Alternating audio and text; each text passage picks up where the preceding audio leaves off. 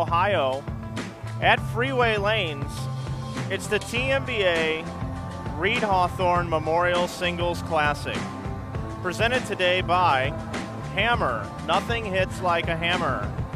Corona Extra and the TNBAstore.com.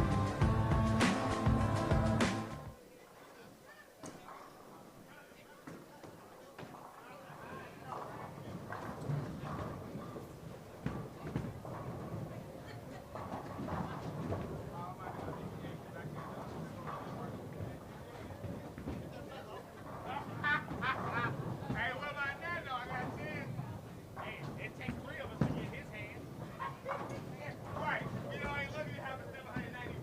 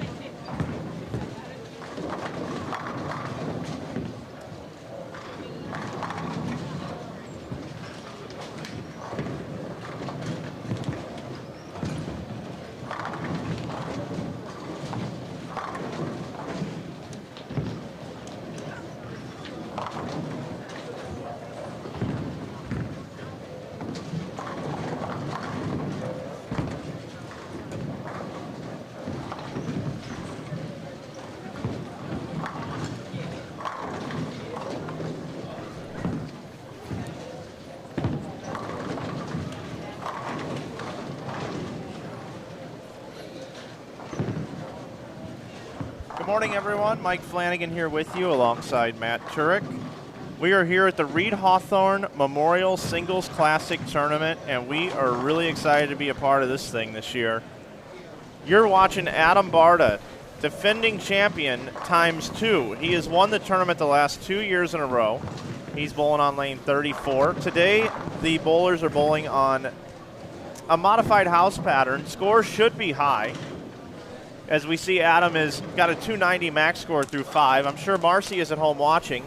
And it's great to have Frank Testa, Adam Barta right here on our feature pair to get started this morning. We have lanes 33 and lanes 34 here for you.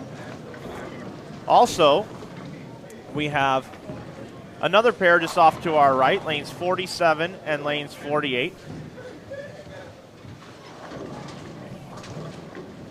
And we'll also move in to our jib cam in a little while as we continue to get that thing set up. As this morning, it is early. It is fast and furious action here in a suburb of Cleveland. It's Wickliffe, Ohio. We're here at the beautiful Freeway Lanes. They have 80 lanes here.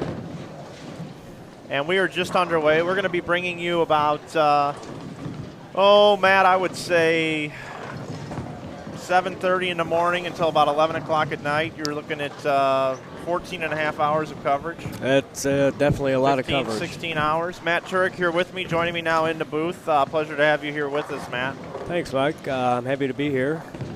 We do have a lot of bowling coming up today, like Mike told you. We're going to have all-day bowling, 4 squads. Right now you're watching the first qualifying men's squad. The men's squad bowls 5 game blocks, followed by the women and the seniors, which will commence shortly after the men finish. Are they going to re-oil for that squad or not? I believe so. But we're still getting the notes here in the booth as we cruise along with this thing. We definitely are. And you see Pete Barta waving to the camera now as well. Pete being Adam's brother.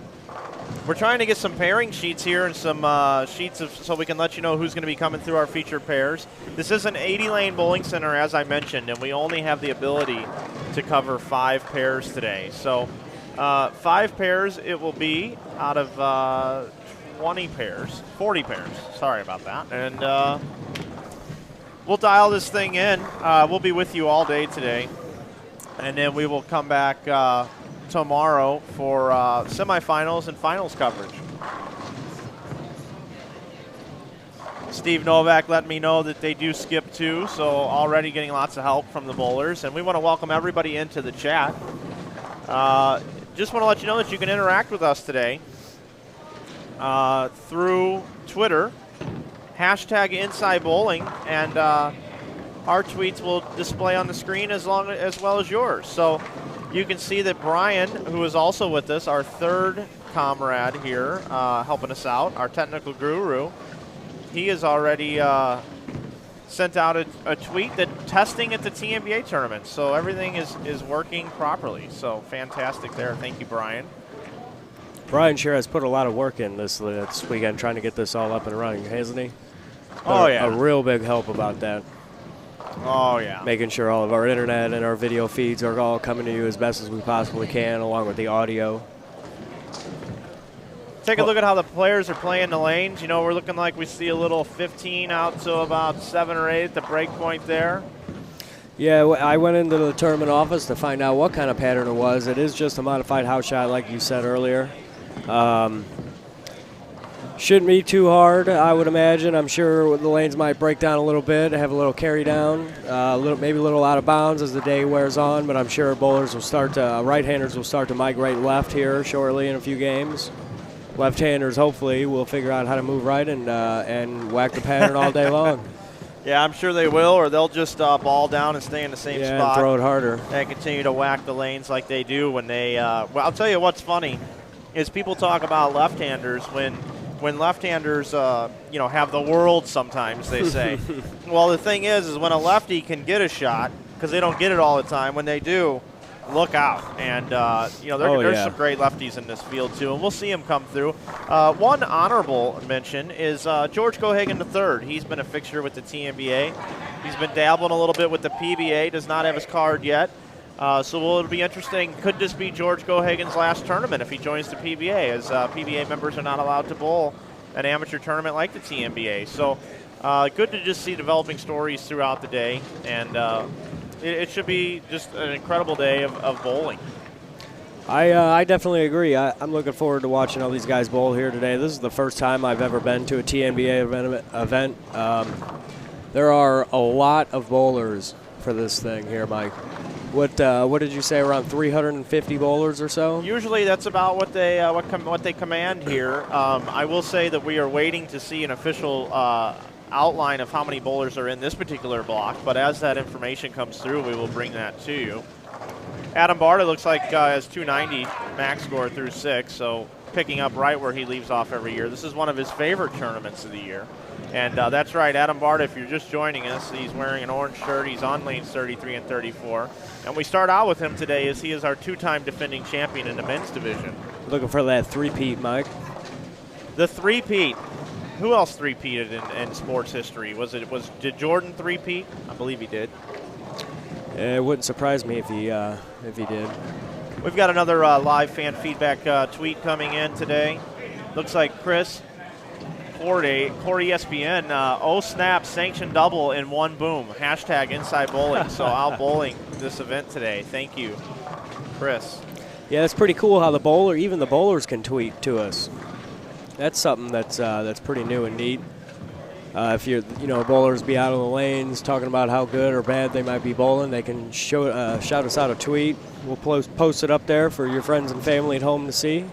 Yeah, Ryan Ovechkin already checking in from Richmond, Virginia, says bowlers love to hook it out there. Hashtag inside bowling. Thank you. You know what they say, chicks dig the big wheel. Yes, they do.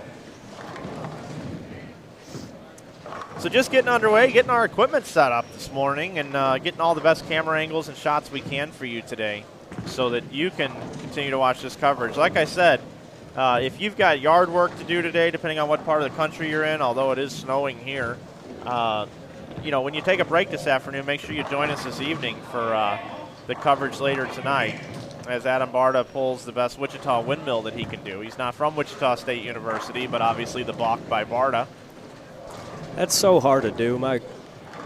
There's no way without breaking one of my bones can I ever balk going full speed towards the foul line. It just can't happen. As you see there, Adam it was a good successful balk as he got right back up there and pounded the hole. I do believe his max score still is 290 through 7 frames, as you can see him up there in the scoreboard. Do you know what he left in the first frame, Mike? Did you happen to catch that? No, I was too busy building these camera modules. Yeah, I didn't catch it either.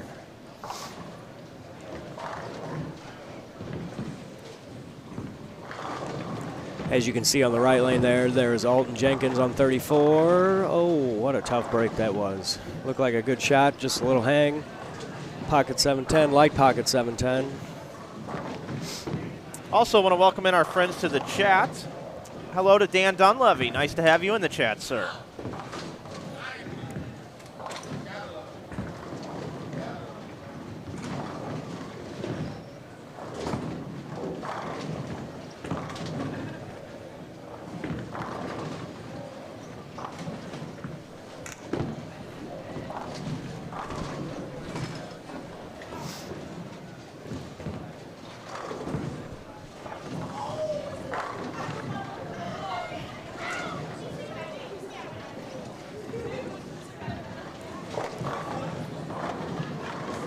Nice strike there by Mr. Walters there, the two-handed bowler on lane 33.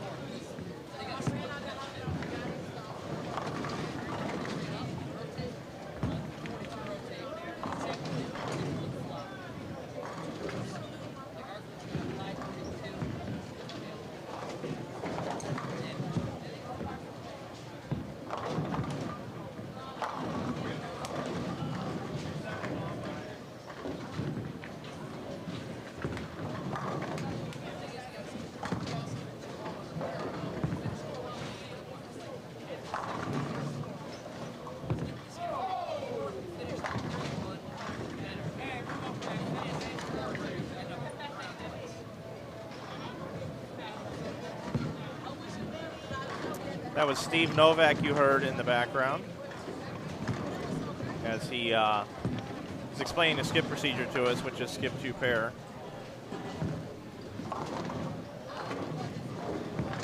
So game number 1, action underway. We're watching defending 2-time champion Adam Barta throw the rock around this morning here at the Reed-Hawthorne Memorial Singles Classic, Cleveland, Ohio.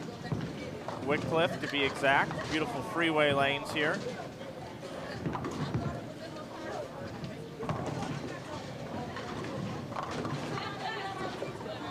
A great staff, a great establishment, and a great tournament here.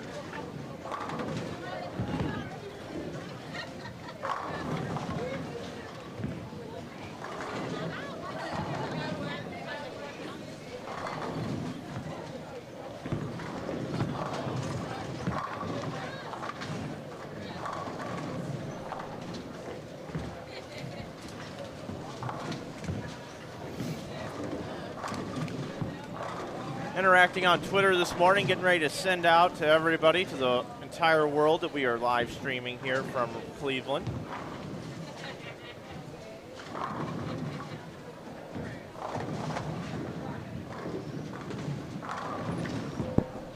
Here you go. As you can see, Adam Barta getting ready to bowl here on lane 34, defending champion. Looks like he had 290 working into the 7th and then left a 9-count spare there in the 8th. Let's see if he can get back on the horse here in the 9th and set up for a nice clean 10th frame and keep a good game going.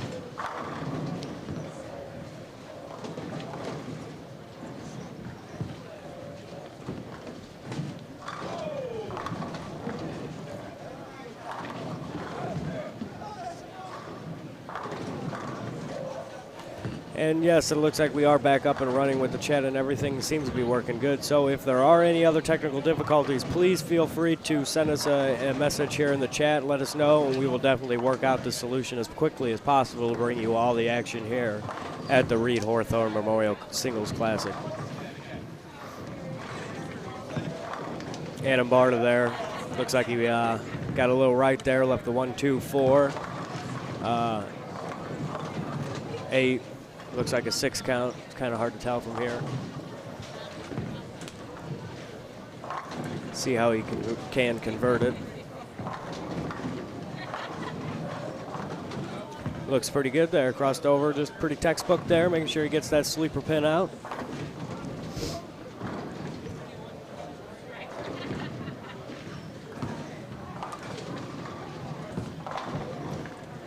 This is one big bowling center. If you guys have never been here at Freeway Lanes, there are 80 lanes all lined up in a row with no poles out on the lanes. That's pretty rare to see when you go to a house this big.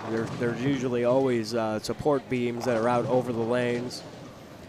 This place does not have that. Pretty sturdy building. Another thing this bowling center has that I was pretty shocked to see is a bocce ball court.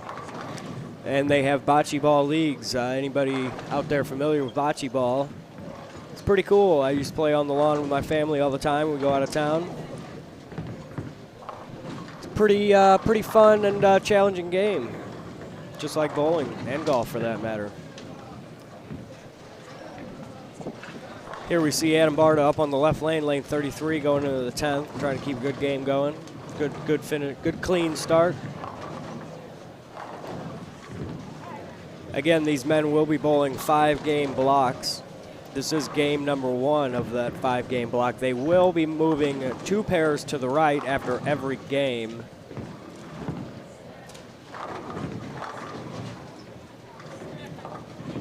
The left side of the house will be rotating to the right using lanes 1 through 42. So if they are bowling on lane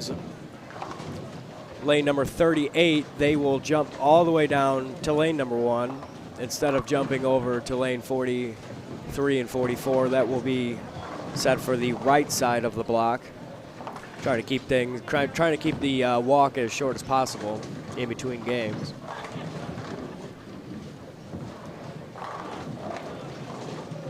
Mike Flanagan here with you, Matt Turek here in the booth as we continue to watch game number 1 of 5 underway here at the Reed-Hawthorne. Let's go ahead and take a look at yet another camera that we have here, which just got leveled and stabled, and it's over by the bracket area, so got to get out of their way a little bit, but we've got our Skycam set up as well, and you can see us here in the booth. Hello, everyone at home.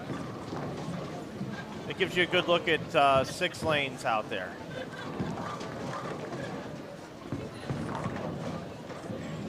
Looks like I got it a little better, but yeah, that looks pretty good. it looks like the right-handers would have a little more hook in this tilted bowling center here, so I'll continue to work on that. But we're much closer than where we were. So I'll get that worked on. Head back over, check in on Adam Barta. Oh, a nice strike there by Adam. This will be the only game that we will see him. So for him to start out on this pair, that's why we stay there.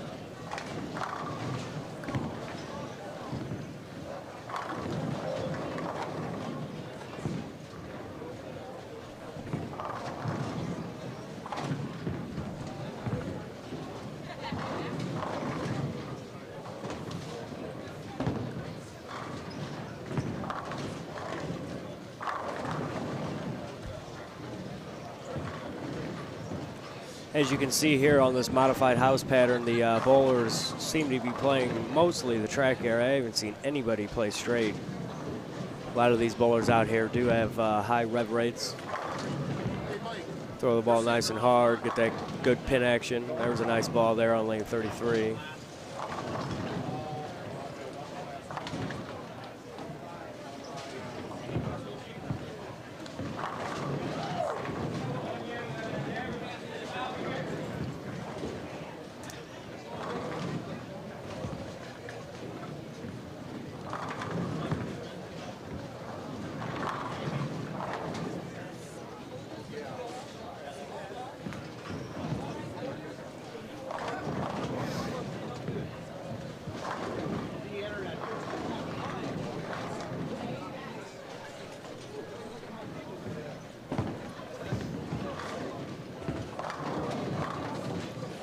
Oh, there was Alton Jenkins there with a little bit of a washout. We got a lucky break there, kicking out the 10 late, leaving him just a little baby split there. That's not too hard to pick up for a right-hander.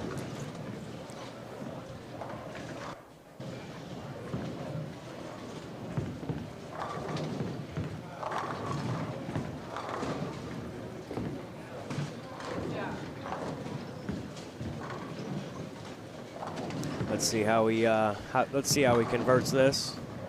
Gets a little outside. He's got a hook a lot. Oh, and he chops it there. Leads a 7. Tough break.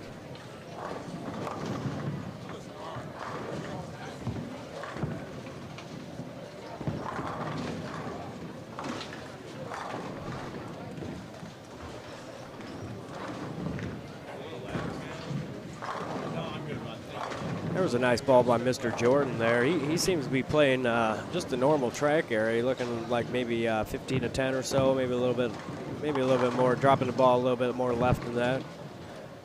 That's about where I would be playing, as if I don't have very much hand. If I was trying to attack this pattern, as you can see there on the left lane 32, a little bit of a washout, 2, 8, 10. Our feature pairs today, 33 and 34. And 47 and 8.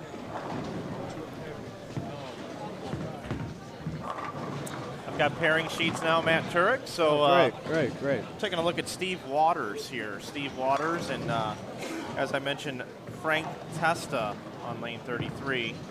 Frank Testa has bowled well in this tournament in the past.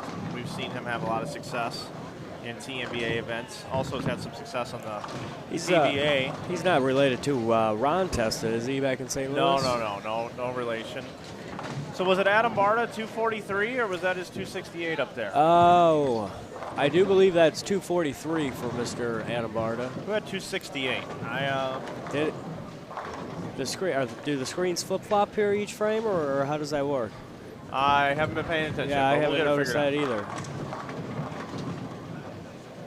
No, I don't. No, they don't. No.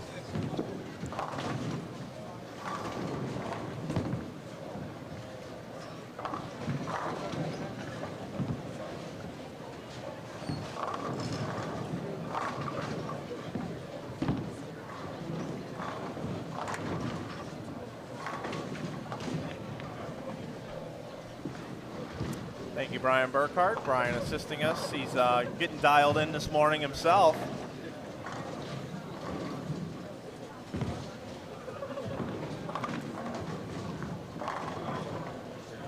Oh, hey, Brett Shepard stopping by. Good to see you, Brett. What did you shoot the first game? Brett Shepard fans, 227 for Brett Shepard. So we'll bring it into the booth here. Mike Flanagan, Matt Turek, Brian Burkhart, Brett Shepard is off to my left. We're happy to be here bringing you the action live from Cleveland. We're glad you're here with us. We'll be here, like we said, 16 hours today, as well as 14 hours or so tomorrow. We'll take you over to a corrected Skycam now. It's a little closer. It's a little better. You see Brett Shepard hanging out with us. He wore his purple shirt today. He's rocking the purple shirt. We've commented about his purple shirt before on our broadcast.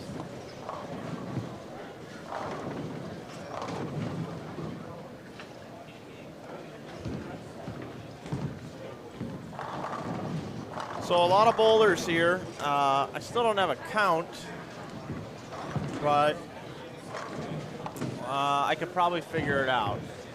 There's 6 on a pair. Pete Barta, how many bowlers are bowling right now? 210 bowlers. It's pretty good. 210 bowlers unofficially bowling this event.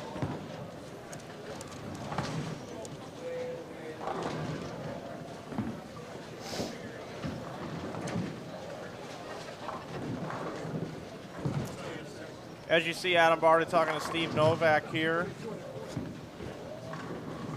Adam is actually going to come across our jib pairs here. So you get to watch more of our two-time champion, two-time defending champion in this tournament.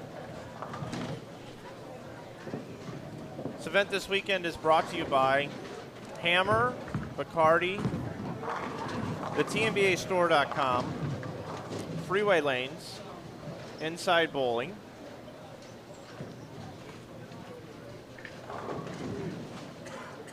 and a lot of effort goes into this event with tournament director Daryl, Mr. Spider, and he does a great job, and plenty of staff members here helping with this thing. If you're not bowling it this year, you should definitely consider bowling this tournament next year.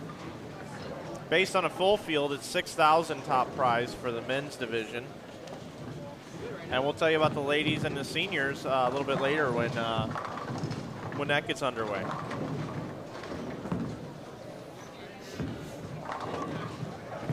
Yeah, the format today, there's 4 squads here. This is the first squad. Men will bowl first here, a large squad here. And then the women and the seniors will come in for the second squad.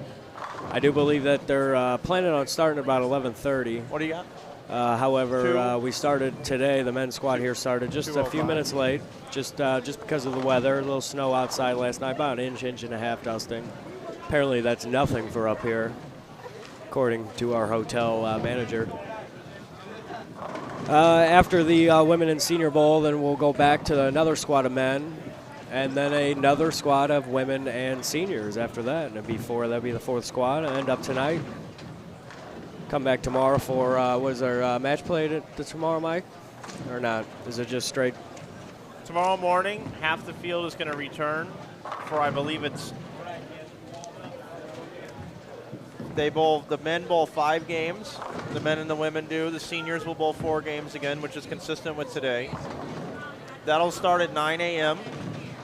with practice at 8:45, and then when that commences around noon to 12:30, it's going to be the money round, 1 in 8 bowlers. So if my math is correct, Matt Turek, 1 in 8 cash in this tournament. So it looks like if we have 205 bowlers, They're going to pay 25 or 26 spots roughly.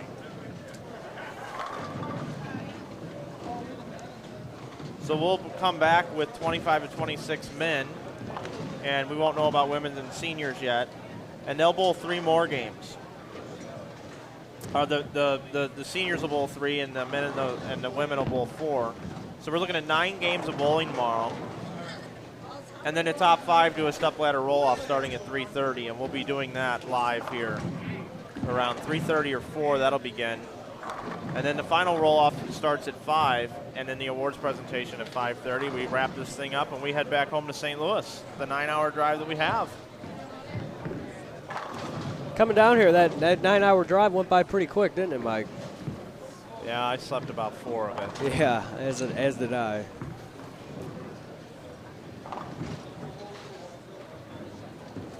We'll go check in on lanes 47 and 48.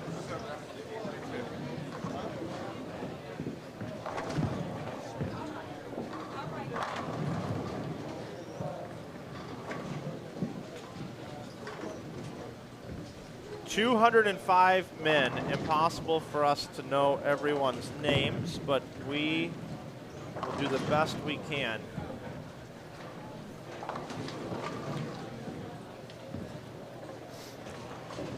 Yeah, names this weekend for me is going to be pretty challenging. This is the first time I've been to an event like this.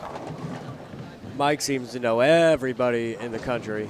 I try. So hopefully he'll be able to help me out with any names that I manage to butcher. It seems like everybody's got their name on the back of the shirt, which really helps out a lot, especially after doing 2 college tournaments in a row where you didn't really know who was bowling, just their team names. Remember, we're utilizing Twitter today. Ron Hicklin checks in and says, I haven't had to use 320 grit to get my ball to hook since I was 12, laughing out loud. This is going to be fun. Get a look at Ed Smaglick, finished 2nd last year, coming into your screen on lanes 47 and 48.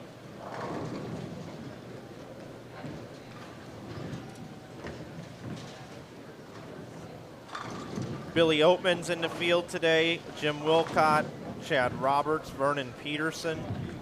Team USA, Vernon Peterson. Aaron Jones from the Chicago area is bowling today. A bit of a fan favorite. Chris Clark, Ed Smaglick have made the trip from Arizona.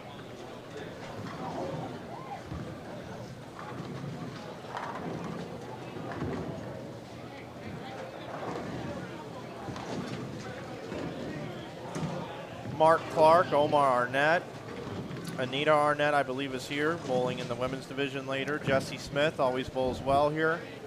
Also made it through the PTQ and the PBA winter swing when I was out working with Extra Frame. Had a chance to catch up with Jesse. He is in the field today.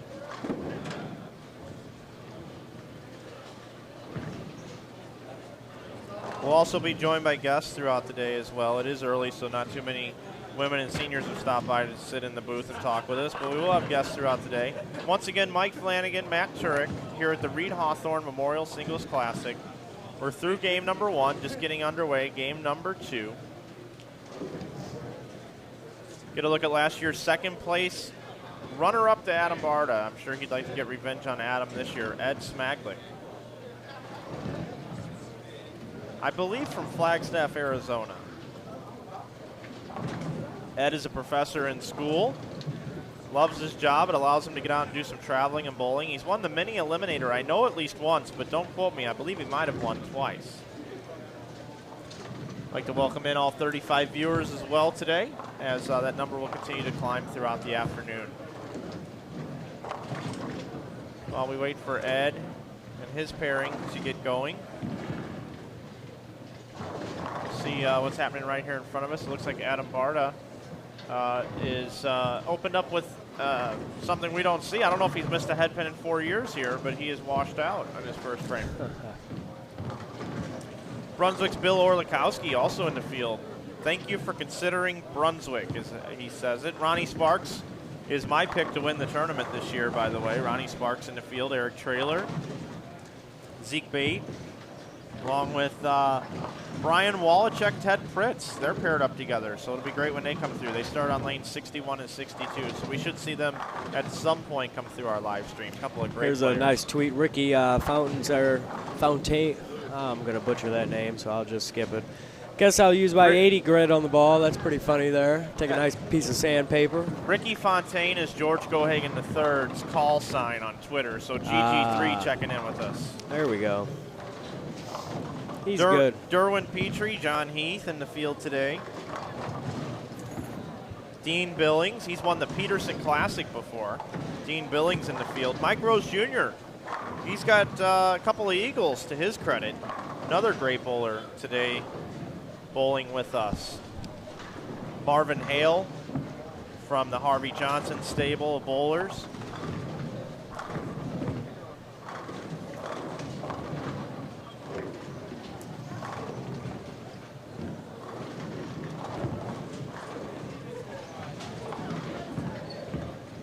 Looking at Maurice Moore here on lane 48.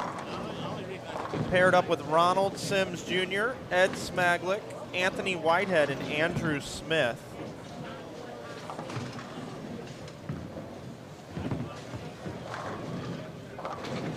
Here we're going to get a good look at Andrew Smith here on lane 47. Let's see how he starts the game. Left-hander there. He's got that white ninja belt on the all-black outfit. I kind of like that look. Boy, he's playing deep. Oh, lucky break there. He is. He's not playing your traditional lefty line. Yeah, exactly. Don't hesitate to hop in the chat. Ask us any questions that you may have. We'll be here to answer them for you. Yeah, we like interacting with the chat. And don't forget Twitter, #InsideBowling.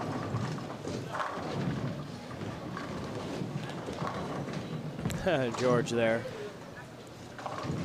Oil spill on 25 and 26. That's pretty funny. So George is on 25 and 6. He'll be creeping into our pairs here. We should get him this morning in his first 5-game block.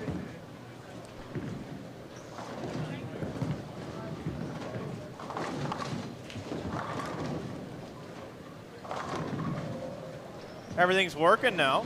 Everything's working well. I see one thing that I didn't do properly that I'm going to get fixed here in a moment, but most of you at home won't even notice. You not doing something properly? I don't believe that. What could it possibly be? Ed Smaglick's got such a great game. It's a little bit of an unorthodox game, but he sticks every shot and really has had success with his ball roll until you get a good look at him here on lane 48. He bowled your IB Open tournament, didn't he? He did pretty well there, I believe, right? He did.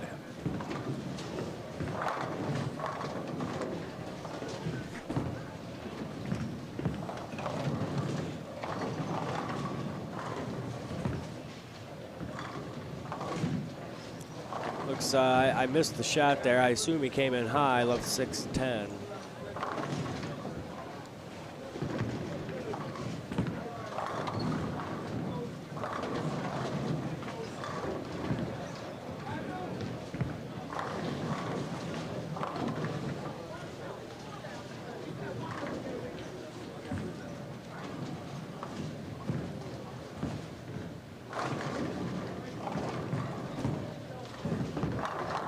Throws the ball there for the conversion. Nice spare there by Ed. Over on the left lane there, lane number 47. You're looking at Ronald Sims Jr. there. Looks like he got up in the first frame and struck. Let's see if he can keep the momentum going. Keeps his arm swing loose, gets up on the approach there.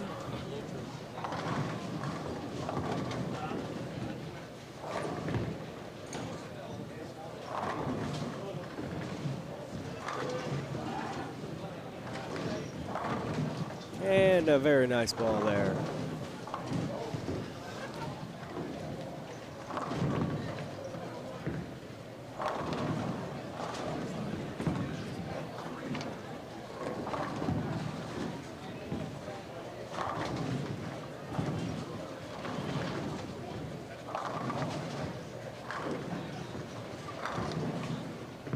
Anthony Whitehead is getting up there on the right lane, lane number 48.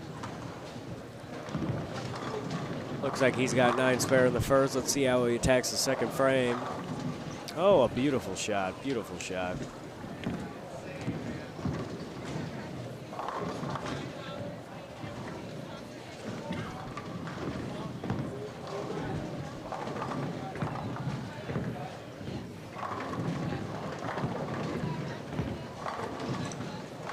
Nice buried shot there by Ed Smaglick on 47.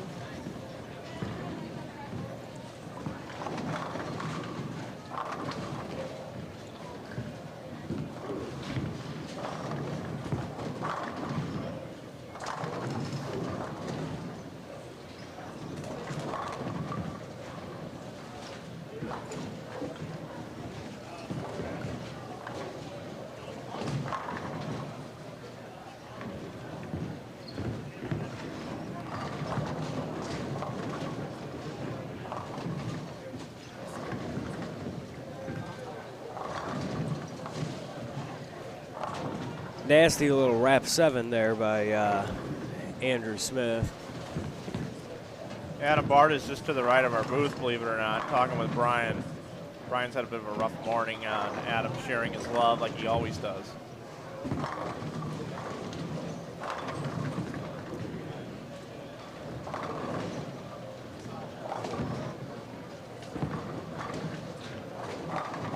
Game number 2. Qualifying this morning, game number 2 of a 5-game block. Loaded field, loaded bowlers, unbelievable groupings as they will come through the house. You'll get to see them all. 80 Lane Bowling Center, Mike Flanagan here with you from InsideBowling.com with Matt Turek. Right there, first and second place, you can see them hugging and shaking each other's hands, and I'd like to see you in the final this year. Yeah, me too. You and me in the final. My turn this year, though, Adam. Ed returns to his pair.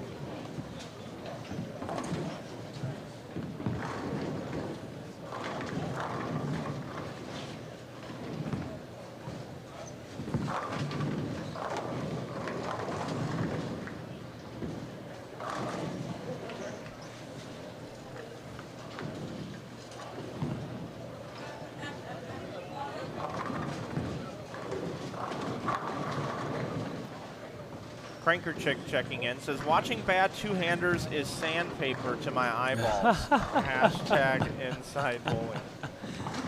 That's pretty funny there. I like that one.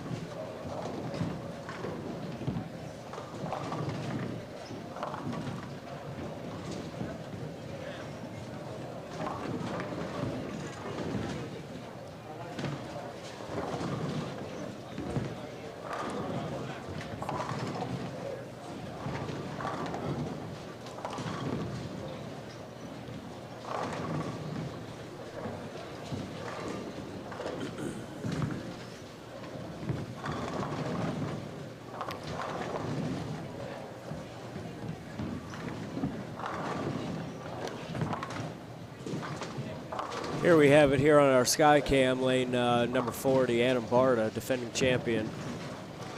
Getting ready to get up here in the 4th frame.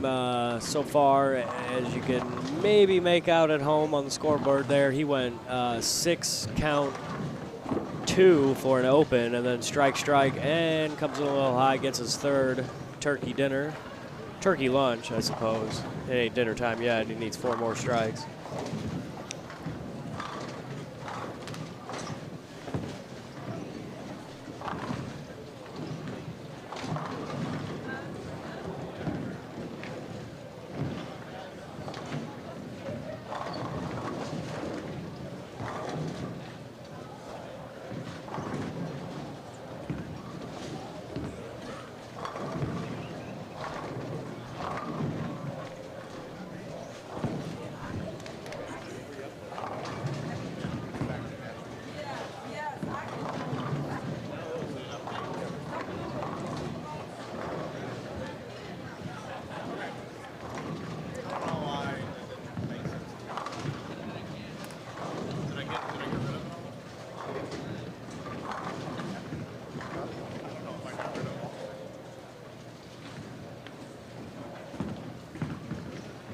There we see a few more tweets coming in there.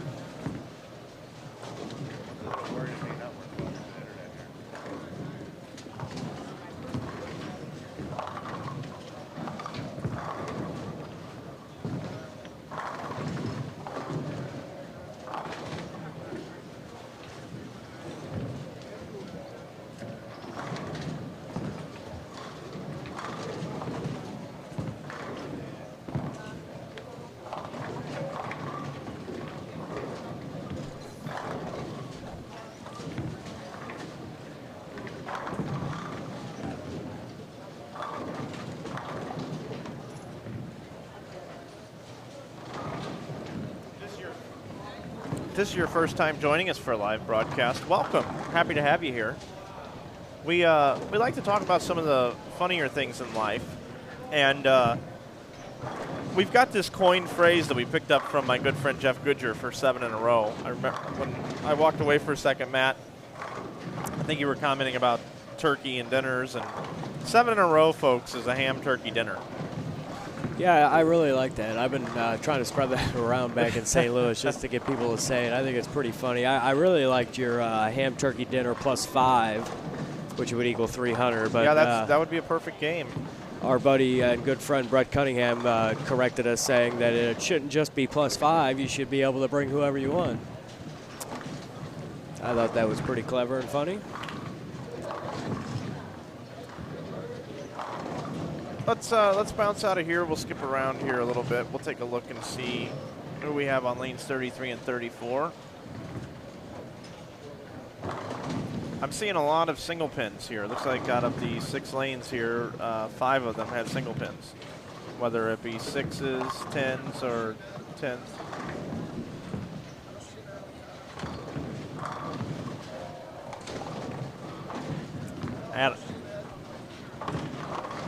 Adam Bardo wants to make a milkshake bet with me again about cut score.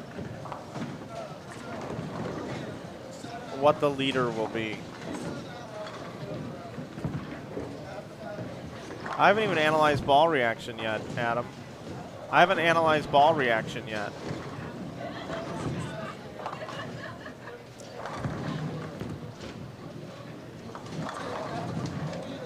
As you can see, a tough After break 5 there games. on lane 33, 2, I like 4, it. 8, 10.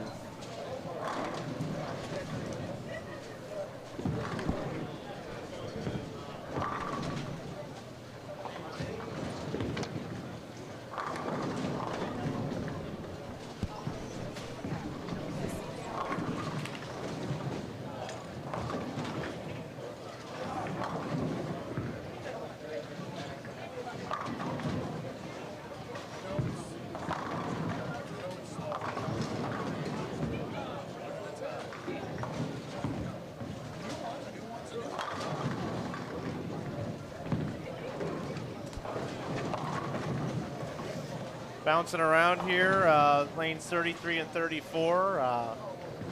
Lots of celebrities stopping by to say hello here in the booth. We'll be getting you some interviews here as well throughout the day as our booth fills up with guests. Yeah, and as the day goes on here.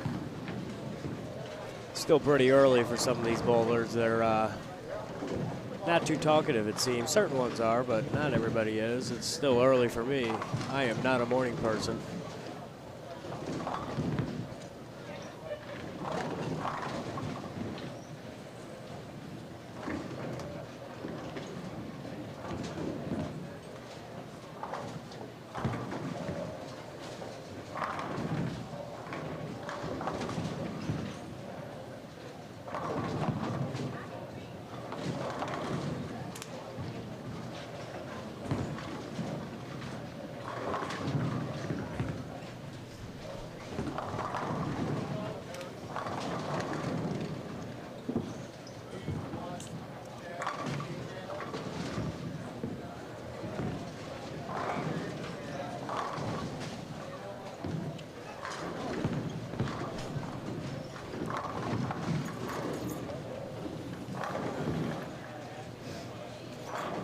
Go ahead and bring in 2 pairs at once here.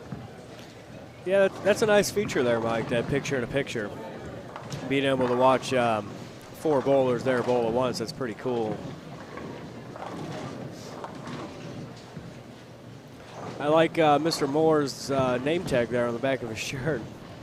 Looks like a piece of paper that's been safety pinned to it. I think that's a rule here, isn't it? You have to have your name on the back of the shirt? Yeah, which helps us out a lot. Oh, yeah, definitely. That's for sure. We appreciate it. There you see Ronald Sims Jr. there getting ready to bowl on 48.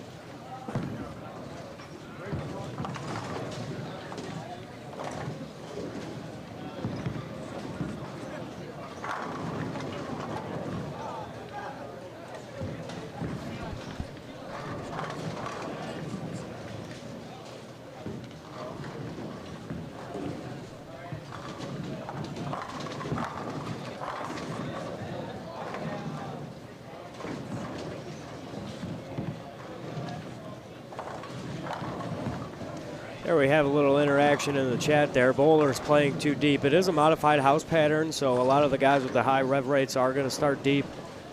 I can't imagine the shot carrying down too hard since everybody will be playing mostly the same part of the lane with some high revs. There's no average league bowlers throwing straight down the middle or carrying their urethanes up the track. So lane should dry out. They'll probably be moving in left, balling down a lot. Try to keep their speed up.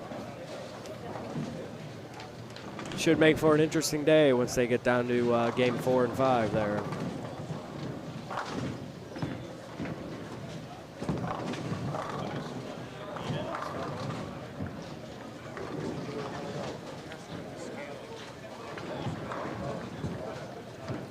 Yeah, I noticed that there, JB.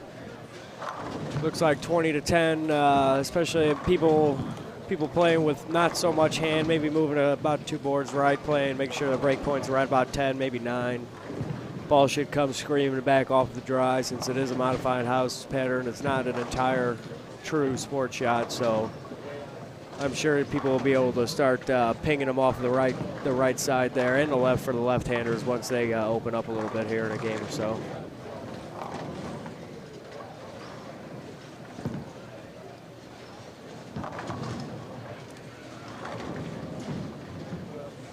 Here you're watching Steve Waters here on lane 40. Let's see how he attacks the lane. He's playing pretty straight. Got it out to about 7 or so, I would have to say there.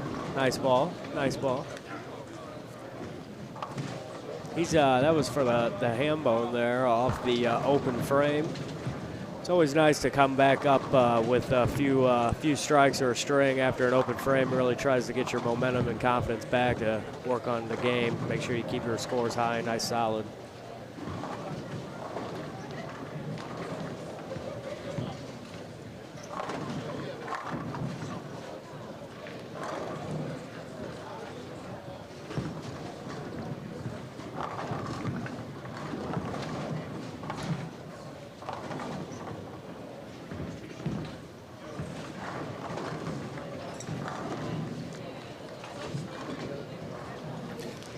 Yeah, well, hey, JB, thanks for your service for all them years. That's good to see that. Yeah, this is a great event. You should come out and do it. Lots of bowlers, lots and lots of bowlers, and from what I understand, the field is pretty strong.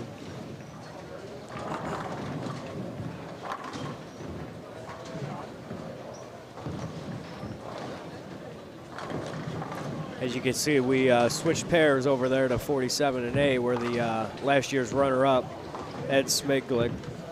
Smaglick, am I saying that right, Mike? It's Ed Smaglick, yep. Ed Smaglick. Smaglick. Funny guy, too. He's a character. Yeah, oh yeah, I talked to him a little bit when he was at your tournament there last year. He's a pretty nice guy. Let's see how he attacks this lane.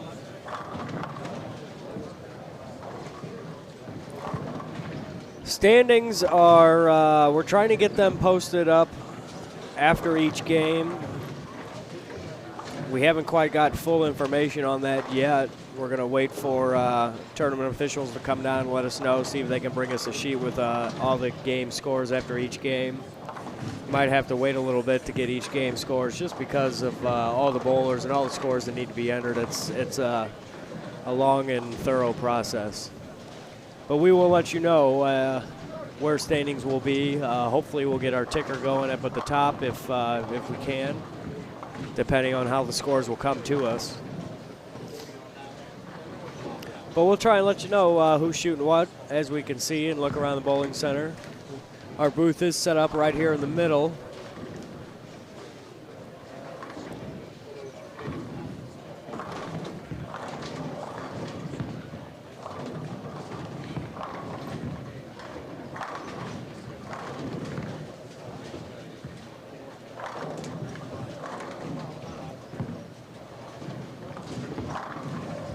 Here comes Ron Smith Jr. on lane 47. Oh, give him a little courtesy to the right. See how he plays this lane, number 47.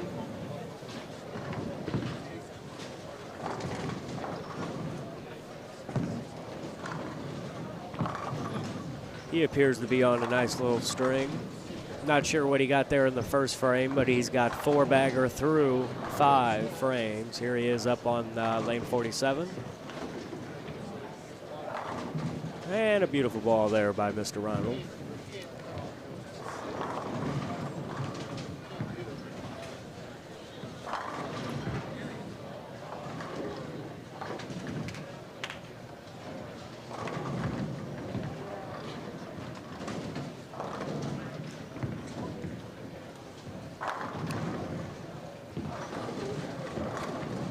Anthony Whitehead's getting up there on lane number 48.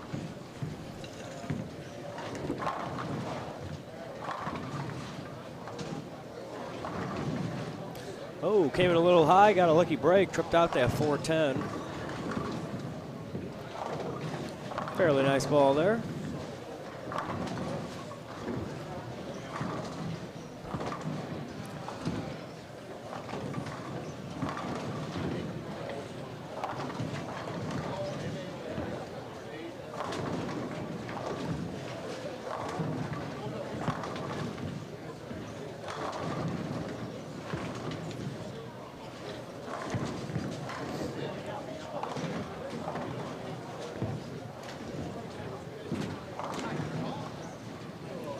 Again, we have 2 featured pairs here. Let's head on down to 33 and 34. Watch a little action down here, see how they're playing the lanes.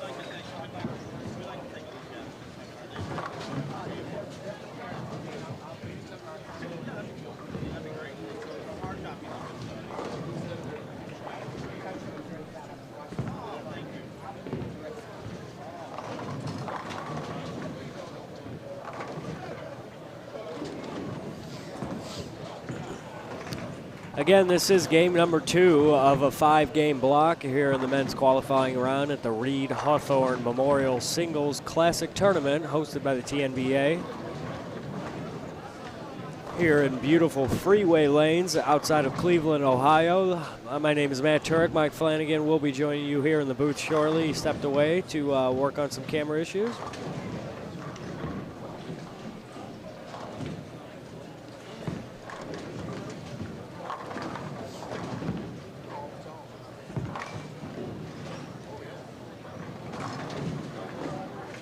Oh, good ball there on lane 33. Messenger just could not take out the 7. Looked like it was for a second, but it looks like it went in front of it instead.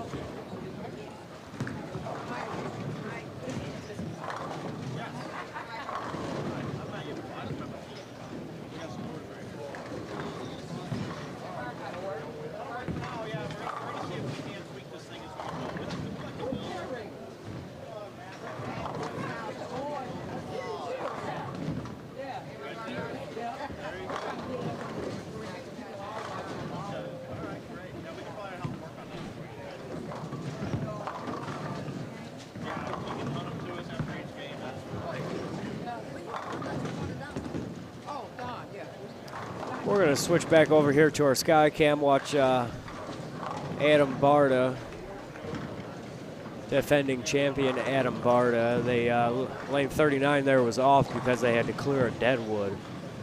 But they did, and the lane's back on, so he's going to get up here, throw a shot, try and double up here in the 9th frame.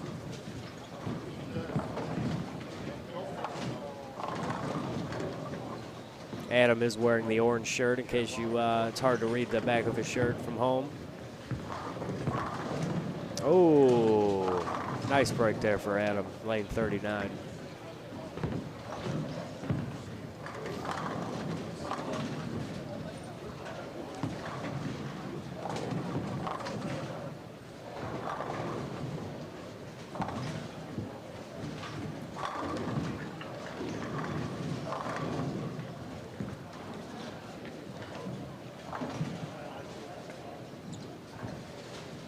Here is Stephen Waters there on lane 40. Oh, nice ball there. Carries all 10. If you guys can't read the scoreboards at home, Mr. Waters there with that strike in the 9th. He has 186 in the 8th on a strike in the 9th, setting up the 10th nicely. Here comes Adam Barta back up. Bowl his 10th frame there on lane number 40. 237 max score there for Mr. Adam Barta if he strikes out.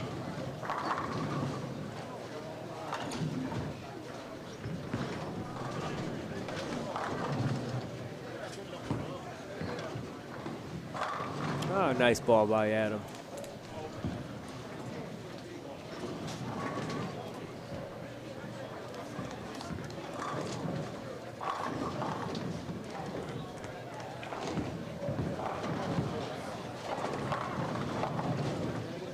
Head on over to the right pair there. There's Ron Sims Jr. going to try and convert this challenging split. Let's see how he does here.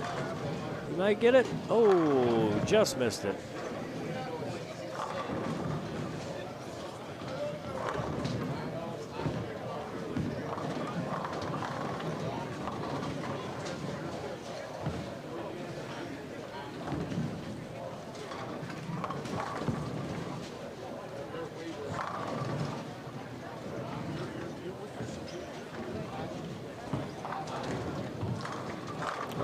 Nice ball by Adam. He's playing pretty tight there. Looked like he laid the ball down at 15, crossed about 12, 13 at the arrows, got it out to about 9 or 10, and buried the hole. It looks like the standard track area bowling there for Mr. Adam.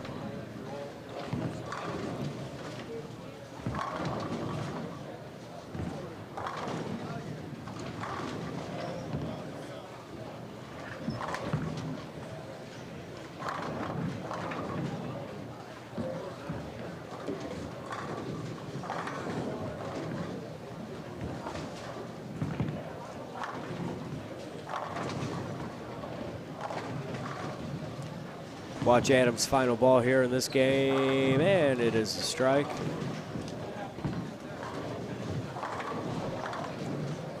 Giving him 237. Let's head back on over to lanes 33 and 34 while they finish up their game.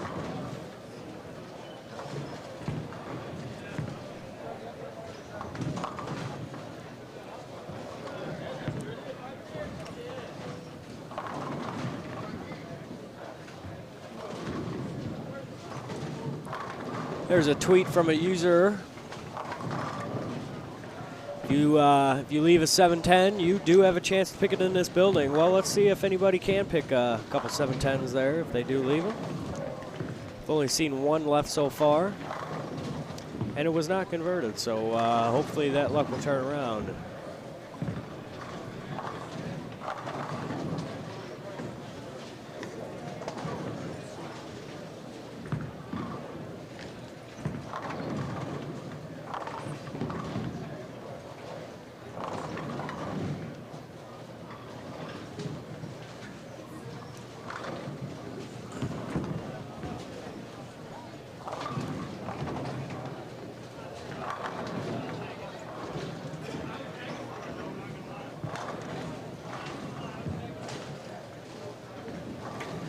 As you can see a tweet popping up on the screen, you guys at home and in the bowling center can interact with us here all day long by using the hashtag InsideBowling on Twitter. Or you can get into the chat and chat with us for a little bit. Send us some comments. We do have the smartest fans in bowling here at Inside Bowling. We take pride in that. every time we try and or we don't try to butcher names, but it seems to happen here and there. The smartest fans always correct us. We always appreciate that. That way we get the best coverage we possibly can.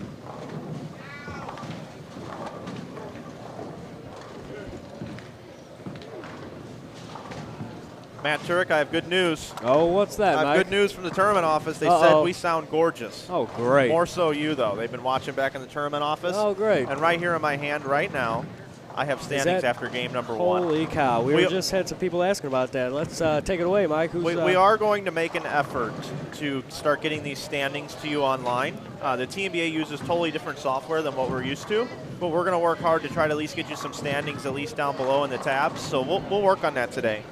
But here is what's happening right now. Men's standing block number 1, we had 2 bowlers open up with 279. A couple of highlighted players earlier that I spoke of. Mike Rose Jr. and Brian Wallachek both bowled 279. In third place after game number 1 is Tony Carson, followed by Eric Traylor, Kenny Lowe Jr., Frank Testa. Testa had 268 along with Lowe Jr., Eric Traylor 269 with Tony Carson. Lawrence Stallworth the second, 265, nice start for him. Danny Guerreri, 264. Aaron Jones from Chicago, we mentioned him earlier, he opened with 258.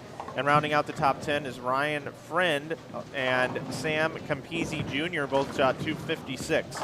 12th place, Vernon Peterson shot 255, John Heath 248, Jim Wilcott 246. Other notables, Adam Barta 243, Steve Novak 238, Dean Billings 235. Mark Clark, 235.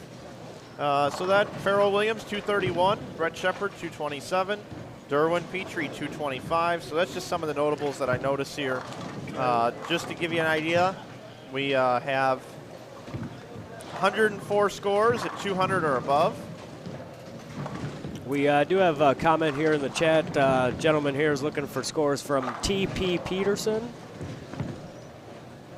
Or John Heath, if you could find that. 217 entries. We already covered John Heath just a minute ago. Oh. John Heath opened up with 248. He sits 14th.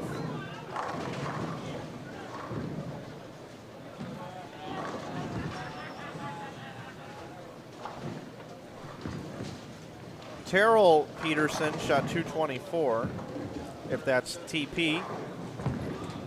That reminds me of Jerry Maguire, my brother TP, Rod Tidwell's brother. But we are happy to have you here with us at the Reed-Hawthorne Memorial. Great opportunity to bring you this bowling action here in this event.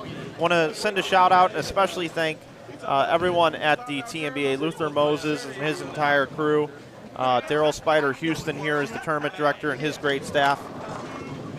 To be here and part of this thing, and their great sponsors with Bacardi, Hammer, Worldwide Origins, who make the stuff for the TNBAstore.com, and of course Corona. Corona, a great sponsor of this event as well. We're wrapping up game number 2 right here in front of us. Looks like Adam Barta, 210. No. 237? Yeah, 237 for Barta. Then we had 196, 210, 171, and we've got 226 here possible for Steve Waters. Steve Waters currently sitting 63rd.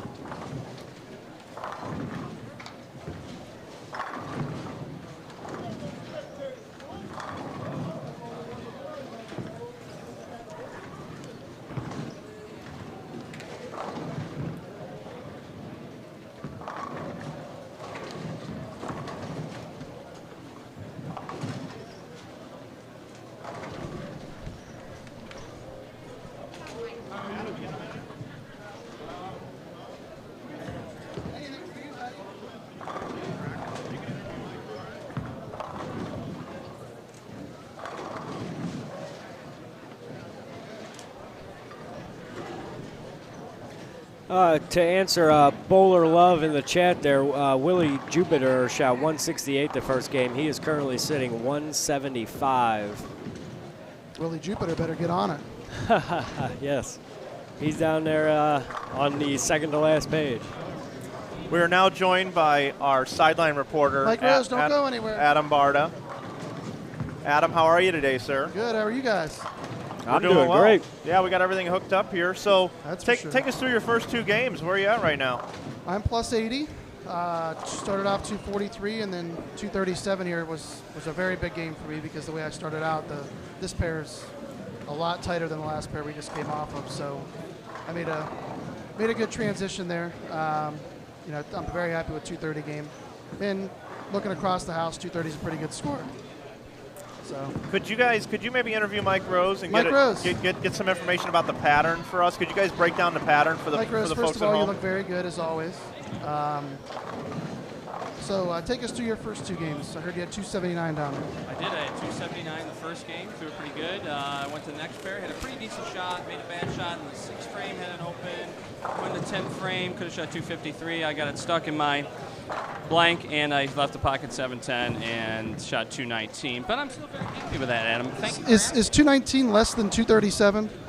219 is less than 237. I'm assuming you had the 237 game. I did. So hopefully I have you in brackets. Yeah, I hope you do too. In case you didn't know, Mike, this is one of my new team members for nationals here. This guy got it together. Yeah, you guys have an incredible squad. Could you go over that team real quick? Yeah, the Mr. Rose here made it happen. I got everybody together, but it's obviously us two, Brian Wallachek, Scott Pohl, and Rob Gottschall, 2-time back-to-back Boot Hill winners. So, we're all good friends, and that's important to me as well. It's not always who the best bowlers are, but it's obviously, getting to gel together, and we all get along. We all, love each other, and, How many eagles does Mike Rose have? Too many. How many you have, Mike? I only have one eagle.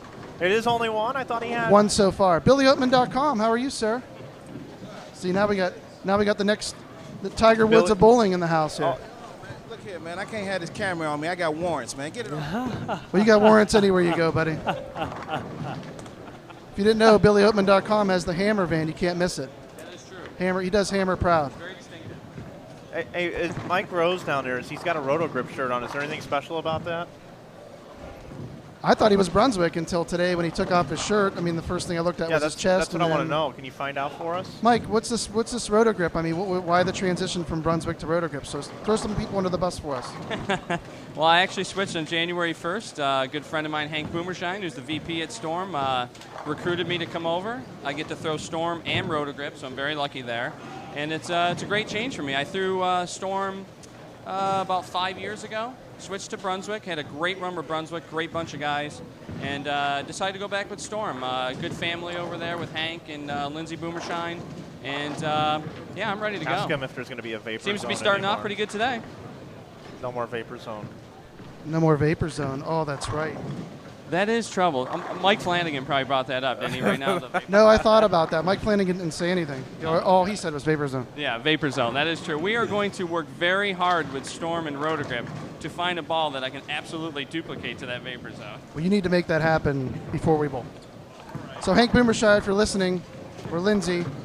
Lindsay's here. Lindsay, she wears the she's- pants. she's She gonna wears be- the pants in that family. So Lindsay, get on your husband. Let's make a vapor zone with the Storm label on it. All right, I got to go bowl. I have to go bowl as well, but Guys, thank you so much for that All right. great commentary. Thank you very much. You guys are fantastic. Thanks for the interview there, Mike. That's Adam Barta and Correction. and Mike Rose Jr. checking in with us, giving us tremendous feedback and tremendous coverage here throughout the tournament, letting us know how the lanes are playing a little bit here as well as their start. And Mike Rose Jr. does have a USBC Eagle, and he is also, but he's had some unbelievable runs where he's finished in the top 5 several times. I believe he might have finished second in all events and first another time, but Mike Rose Jr. loves the USBC Open Championship Tournament, which is about to get started here in just a couple of weeks. They also live broadcast their events on Bowl TV, and you should check that out. Bowl TV is also given some coverage here. The USBC is giving coverage. I remember I saw Jean-Marc Manzoni, who's no longer with the USBC, but he was here last year covering the tournament. So the USBC loves the TNBA events, and you should support USBC as well and watch the Bowl TV broadcast as the USBC Open Championships are getting ready to get underway. Here's a shortly. comment in the chat looking for Mark Williams' score after the first game. He shot 155, sitting 194th. We still only have scores for the first game. We'll try and get you updated on the second game as soon as we get those scores to the booth.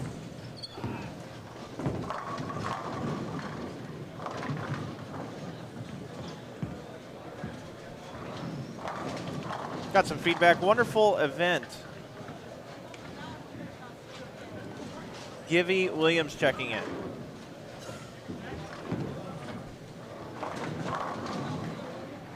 Best of the best, she says.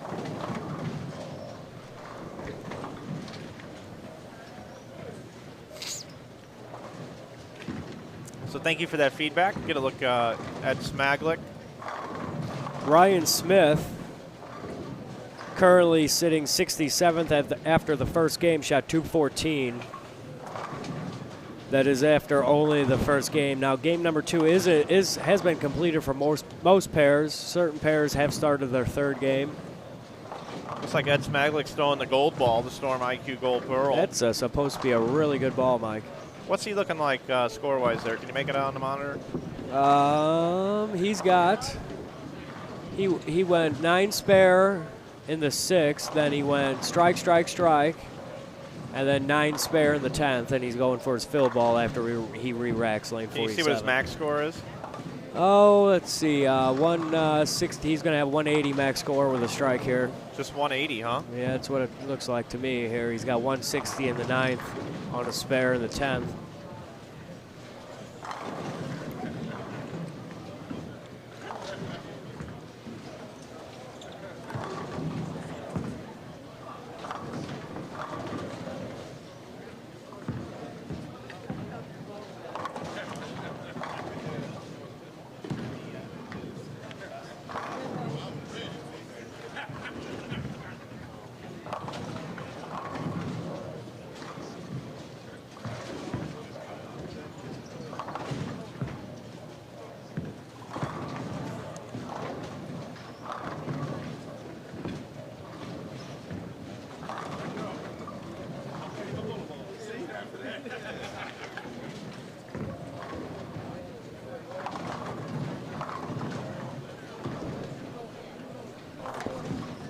Ed Smaglick, 1. No, did he just get 9 there? I'm going to go check on this score. I think he did. Looks like 179. Mike's going to go down there and check. Looks like we're getting a lot of score requests in the chat. I'm trying to keep up as best as I can here, so if I do happen to skip over somebody, I do apologize for that. Remember, these scores I'm announcing right now are after game 1.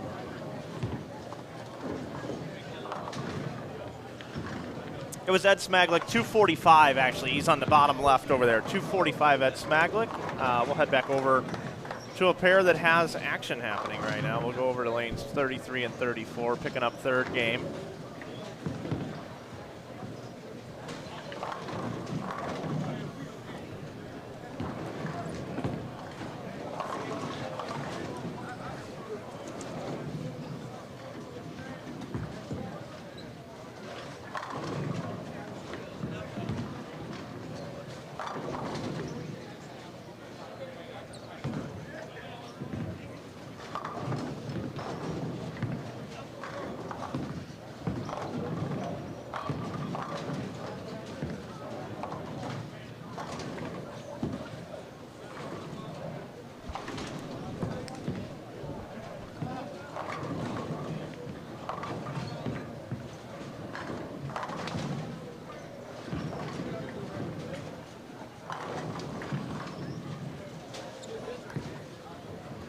Looks like our scoreboards have turned into something from another planet, but give you a look at the scoreboards there. Still make out the scores.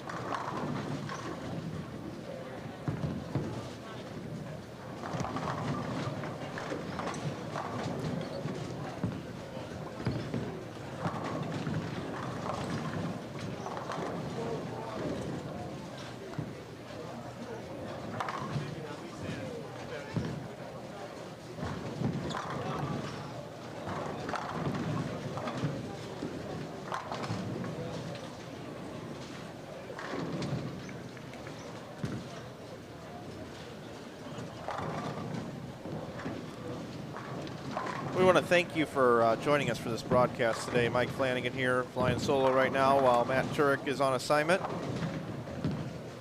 InsideBowling.com is our website. We've been doing broadcasts for a couple of years now, approaching 2 years.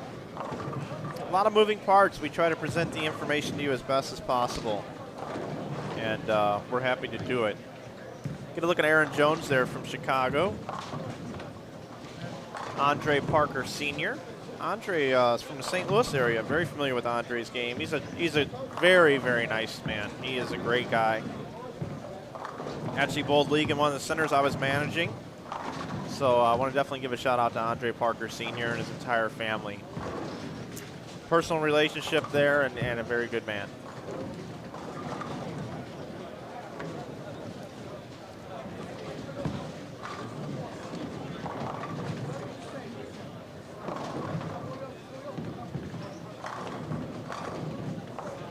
Tyrone Parker Sr. actually is also paired up with Robert Hammond, as you see him creeping into your screen on lane 33. Robert Hammond, also from back home in St. Louis, where I'm from. It's great to see everyone make the drive up here, the 8-hour drive.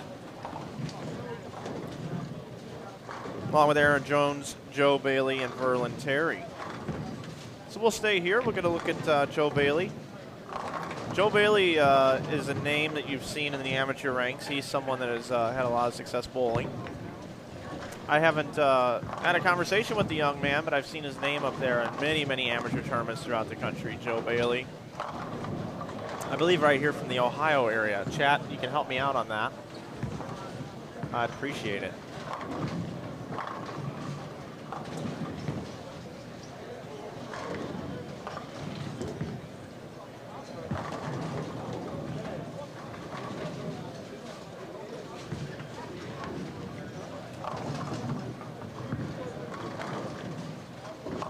I want to welcome in all of our viewers, 56 of you.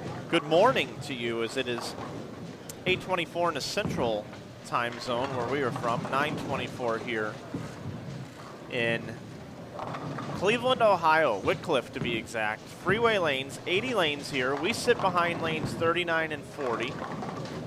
We also have lanes 33 and 34 for you, along with lanes 45 and lanes 46 just off to the right of us. We'll be bringing you continuing coverage all day long, all the way up until about 11 or 11:30 this evening, so plenty of bowling to watch. Game number 3, men's division. 218 bowlers competing today. Pete Barta, how you doing? You want to sit down? You want to join us? Yeah, why don't you hop on in here for a minute? We'll get a little conversation with Pete Barta going here. Got you some slack here. We'll get you. See, my guy gets all this stuff all crazy. Oh, here we go. Here we go. Now we're good. On? Joining me now, live in the booth, we get the best guest ever on the planet. We got Pete Barta joining us. Hi, Pete. Hi, Mike. Thank you for having me on. Pete Barta, who's thrown I believe it was $25 at my Inside Bowling tournament to make it $8,000 now instead of $7,777. Thank you so much for that again, Pete. You're welcome. My pleasure. National Amateur Bowling Rankings. How's that going right now for you? It's coming along very, very well. Just had a meeting before I came up here. We're on track to have everything done middle of April, and it's pretty awesome when you see what's coming out. It's pretty good. Well, I can't wait. You know, we're going to support you. We always do. We're going to give you as much support as we can, and we can't wait to see it. Thank you. Appreciate it. Are you going to be in New Jersey? I will not be at the Masters. I have 3 weekends in a row of live streaming events. Last weekend it was Dubuque, Iowa for a collegiate tournament. This week it's the Reed-Hawthorne, and next weekend I'll be in Waterloo, Iowa for the Fusion Realtors Open. So trying to squeeze in 4 or 5 days of live broadcasting with the PBA Extra Frame channel. They're bringing in Jeff Goodger, and that reminds me, folks should subscribe to Extra Frame. It's a great service, and watch the Masters. Adam Barta will be participating in that yet again. I have a lot of friends bowling that event. I know Adam's looking forward to it. Didn't he have 300 in it a couple years ago? Actually, well, he had 300 last year, but he's actually the youngest one to ever shoot 300 in the Masters. I don't know if you know that. When he was 18 years old in And the first Masters that he bowled, he shot 300. He was leading the nation. Really? Yeah, the very first one he bowled in. No, I was not aware of that, actually. Yeah. So, Well, obviously, we've become such good friends with you and Adam remotely from, as good of friends as we can be for living 9 hours away from each other. And I really appreciate our friendship. And it was cool to see you at the holiday doubles back in St. Louis when we were there. And you guys made the trip in, Adam Bowl with Liz. You can watch all that archive coverage on our Inside Bowling YouTube channel. Make sure you go and subscribe to that so you can see updates on other events that we do, as we have this great partnership now with the TNBA and the Reed-Hawthorne Memorial Singles Classic. right. By the way, I really enjoyed that tournament out there in Missouri. You guys did a bang-up job on that. The proprietor is really nice. The tournament was a strong field. I anticipate next year it'll be even better. They're going to have to figure out a way to get more teams in there, though. Yeah, sold out events. Sold out events. So I don't know. Do you know a lot of these bowlers that are in this? I mean, there's some pretty good bowlers in this field. I'll tell you what, Pete, I was going through the list, and there are some incredible bowlers here. We see at the leaderboard right now through game number 1, of course, Mike Rose Jr., Adam just interviewed him, actually, made the switch from Brunswick over to Roto Grip and Storm. Right. Is having success, shoots 279 out of the gate. Brian Wallachek is a name that you've seen on the PBA Tour. He's now an amateur status bowler. Eric Trailer, Frank Testa. Vernon Peterson. Yeah, Vernon Peterson, Team USA, Mr. All-American Vernon Peterson. John Heath, who always does well in this building and has a lot of fans. They're asking about him in the chat, as a matter of fact. Jim Wilcott's always there. Adam, of course, 2-time defending champion. Joe Bailey, Steve Novak, Dean Billings, Peterson champion. Mark Clark, Mega Buck bowler. There's so many. Farrell Williams. I mean, just going down the list here, Brett Shepard out of Louisville, Derwin Petrie. George Cohagen. Yeah, I mean, Dan Higgins. The list goes on and on. It's a strong field. Very, very notable bowlers here. By the way, I don't know if you know this or not, but last year, is it John Heath? John Heath, yeah. John Heath shot the back, house record, wasn't it? Well, I don't know if it was it probably was, because he shot back-to-back 300s. Yeah, I do remember that. It was in the morning squad of the block. On Sunday, yeah. Yeah, it was the semis. Actually, I think he shot so high on Sunday that he made it to the step ladder. I believe he did. Yeah, and I think he qualified 5th or 4th he was the bottom qualifier going into, he was the cut number going into Sunday, and he bowled so well on Sunday that he jumped from that last spot to the step ladder. I'm almost certain he was 5th. So a lot of notables. Ed Smaglick finished 2nd last year. Yeah, by the way, while you're looking at that, it's worth noting, you got a lot of guys who traveled quite a ways to get here. Ed came from, I believe, Arizona. Eric Trailer from Texas. Yep. I think Anthony Thompson, I don't know if you know Anthony. Actually, I got to find him and say hi to him, but he came from California. Vernon Peterson from Florida. So you had some guys who traveled quite a ways to come to this tournament. I really like the way this Aaron Jones throws the ball. Aaron from the Chicago area, he's a great bowler. I really like Aaron's game, and he's a great bowler, but he's a great person. He's such a nice guy. I've seen him on the concourse over the last few years as I have bowled this event, which is kind of sad. I've transitioned now from bowling the event to calling the event, which is fun, but I also like to bowl. But I've crossed with Aaron, and I've seen him just explaining ball drillings to people that have come up and asked him that aren't so knowledgeable about the game. And he always takes time to describe the game and help others. So we just want to give a shout-out to Aaron as we have him on our feature pair here. Great young man, terrific bowler, and a great person. By the way, just to give some of you young bowlers some advice out there, one thing you want to do if you can when you're an adult and you're out and you're allowed to bowl adult tournaments is get out there and bowl tournaments like this. Cross with some of these bowlers. It's the one way you're going to learn a lot about your game, their game, hand positions, ball drillings, and everything like that. That's the way Adam started when he was 18 years old and came out. We went to tournaments, obviously didn't know very many people. Some of them heard of him because he was pretty good prior to going into adult tournaments, and that's how he learned. He got to be good friends with a lot of these guys like Ted Hannes, former PBA guy that won, I don't know, a few titles out there, and some of these other guys, and a lot of these guys, not all of them, but a lot of them are approachable. So if you're a young guy and you cross with them, if you ask them questions, back off the approach, they'll talk to you. They'll look at your ball and, sometimes tell you, well, why are you throwing this ball? And do you understand that it's drilled this way? This is what it's going to do. Why are you playing that part of the lane? And that's one way to learn. I mean, you can read all you want, you can listen all you want, but until you get out there and do it, you're going to learn more by doing it and crossing with guys. And yes, it's going to cost you some money early on, but those lessons are well worth it. Adam is a testament to that. I mean, he didn't come out and just set the world on fire. He did very well, but he's a student of the game, learned, and obviously applied what he learned.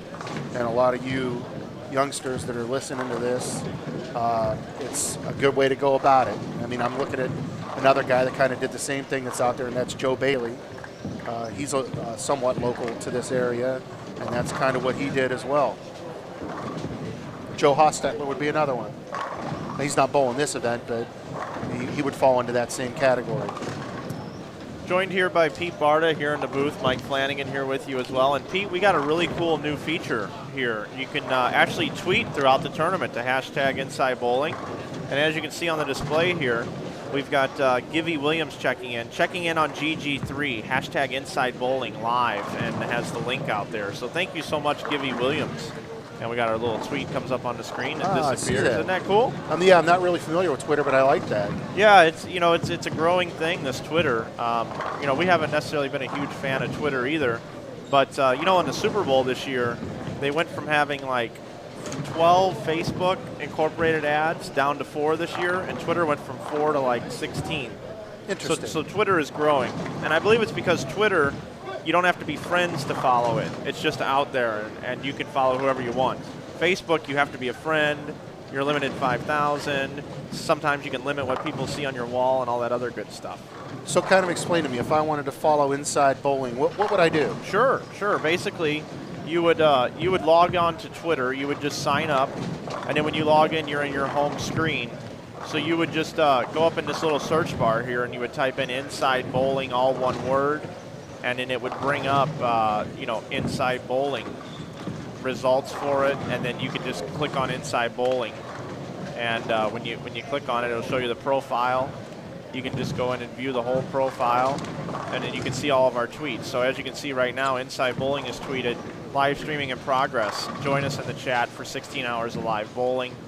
We've retweeted Billie Jean King, who's the owner of the WTT New York City Kingpins from the PBA League. We retweeted Tom Clark. So we have like an actual feed that we actually have someone that handles that. Eric Binky back home handles our Twitter for us. So basically he retweets things that are happening in bowling and important things. So it's kind of a news feed for bowling. And it's also available on our homepage on InsideBowling.com. So is it a one-way thing or is it a two-way thing? I mean, you can respond to people. So like if I wanted to respond to this right here, you just hit reply. And then you can go down here and it sends it at those people. Can other people see what those people? Yes, everything is public on Twitter. So it's kind of like a chat room, but specific to you more or less. And then they limit you to so many characters. You're only allowed so many characters. You can't go on and on. Oh, so you can't write a novel. Right, you got to keep it short and sweet. So, but that's what Twitter is, and we're on it. Inside Bowling, follow us. We're joined by Pete Barta right here in the booth. I'm Mike Flanagan. Matt Turek actually now has joined us back in the booth. Hi, Matt. I'm back here. Can I get you on? You there, Matt?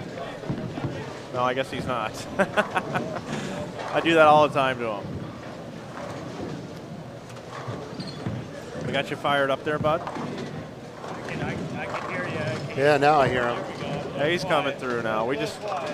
Oh, I know what the problem is. Give me a second. Now try it. I don't think he's on now. Yeah, I think he was on a second ago, though. Huh. All right. Well, check the batteries maybe. Matt will be with us in a minute.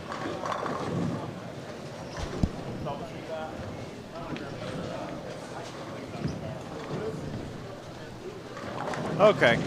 So anyway, so that's how Twitter works. It's pretty neat. We like it a lot. I like it, and I like the fact that you're involved in all the social media. No shortage of ways to get the word out there. You're a great promoter of bowling, and it shows because just from a few years ago, you're a lot more involved. I mean, with the PBA, with everything. Yeah. So things have really taken off for you, and I think it's a testament to you and what you do. I mean, well, I got a tremendous good guy. team. This guy Brian, who's been sitting next to you in the booth over there, the bigger guy Brian, he's the one that's made all this technical stuff work. I'm the extrovert. He's the introvert. Like, look at that. That is not a web page he has right there. Those are it looks like algorithms programming. and It's crazy. Yeah, it's. And he's got 2 babies now too. He's got a little boy and a little girl. They're less than 2 years old, both of them. So for him to take a weekend and be able to come out here, right, is a testament to his testament to his dedication to bowling as well. He's been a PBA member for like 6 years. So he's golden. Is he a Missouri guy? He is. Yep. Yeah, we go over and set all this up in his. He's got this big server room and a big whiteboard on the side of the wall, and basically he just rocks and rolls, and I go over there for hours at a time. We work on this stuff, and we bring it out here. That's another thing I don't think people really understand is the work that goes on behind the scenes. There's a tremendous amount of work and hours that these guys put in so that viewers can see this online. And it's great because without this, you'd have to either hear about it through Facebook or texting with other people or whatever, but it's nice to be able to tune in and actually follow some of your favorite bowlers and other people you never heard of. By the way, there's Gerald Duff throwing a ball. He's the tournament director for the Rodman in Michigan. Okay. Right there, walking off yeah, lane I know 47. Darryl. He also is involved with a tournament up in the Chicago area as well. I believe it's the P&T New Image Sweetest Day doubles tournament. I believe he's involved with that one. Well, I've heard that tournament's been growing as well. By the way, the one in Iowa that you're going to, is that a big regional type tournament that you're going to be live streaming from? It is. There's a guy by the name of Joe Engelcass that runs the Greater Iowa tournaments, and he runs tournaments like every other weekend, and he has his daughter and his wife help him run the tournaments, and they are just absolutely golden people. They are so tremendous. He has actually done a very good job of soliciting the Waterloo Convention and Visitors Bureau. They give him $10,000 twice a year to throw into a prize fund, and he negotiates a good lineage rate, and he takes nothing for running the tournament. He takes half of the bracket money and donates half of it back. Wow. And he gets $10,000 added.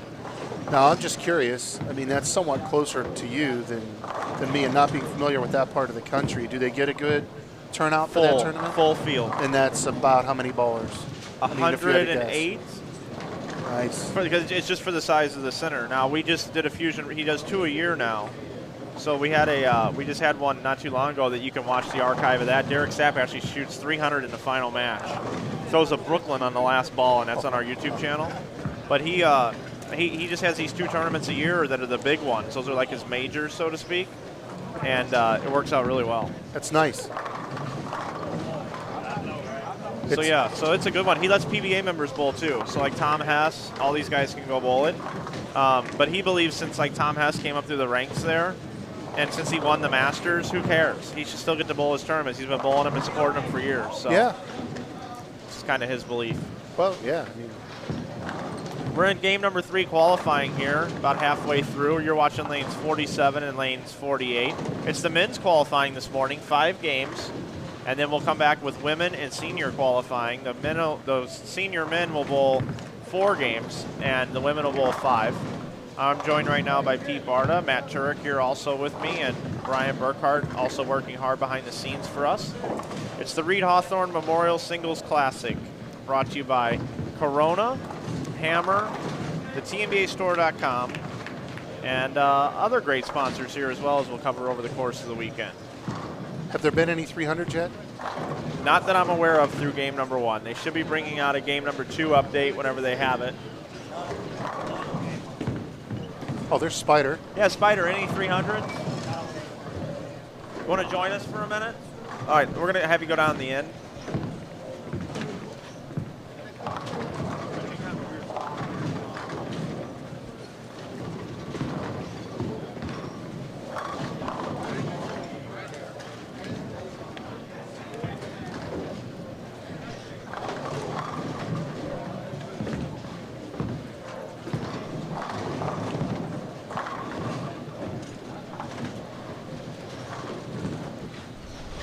as we get set here, we've got a special guest here now, tournament director Daryl Spider Houston. We appreciate you having us here, Daryl. What's going on with the tournament this morning? Oh, well, the tournament's going real good right now.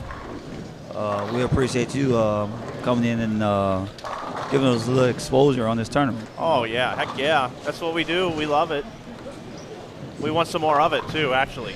That's how it goes. I think the song goes like that. I'm not sure, but that's what I heard anyway.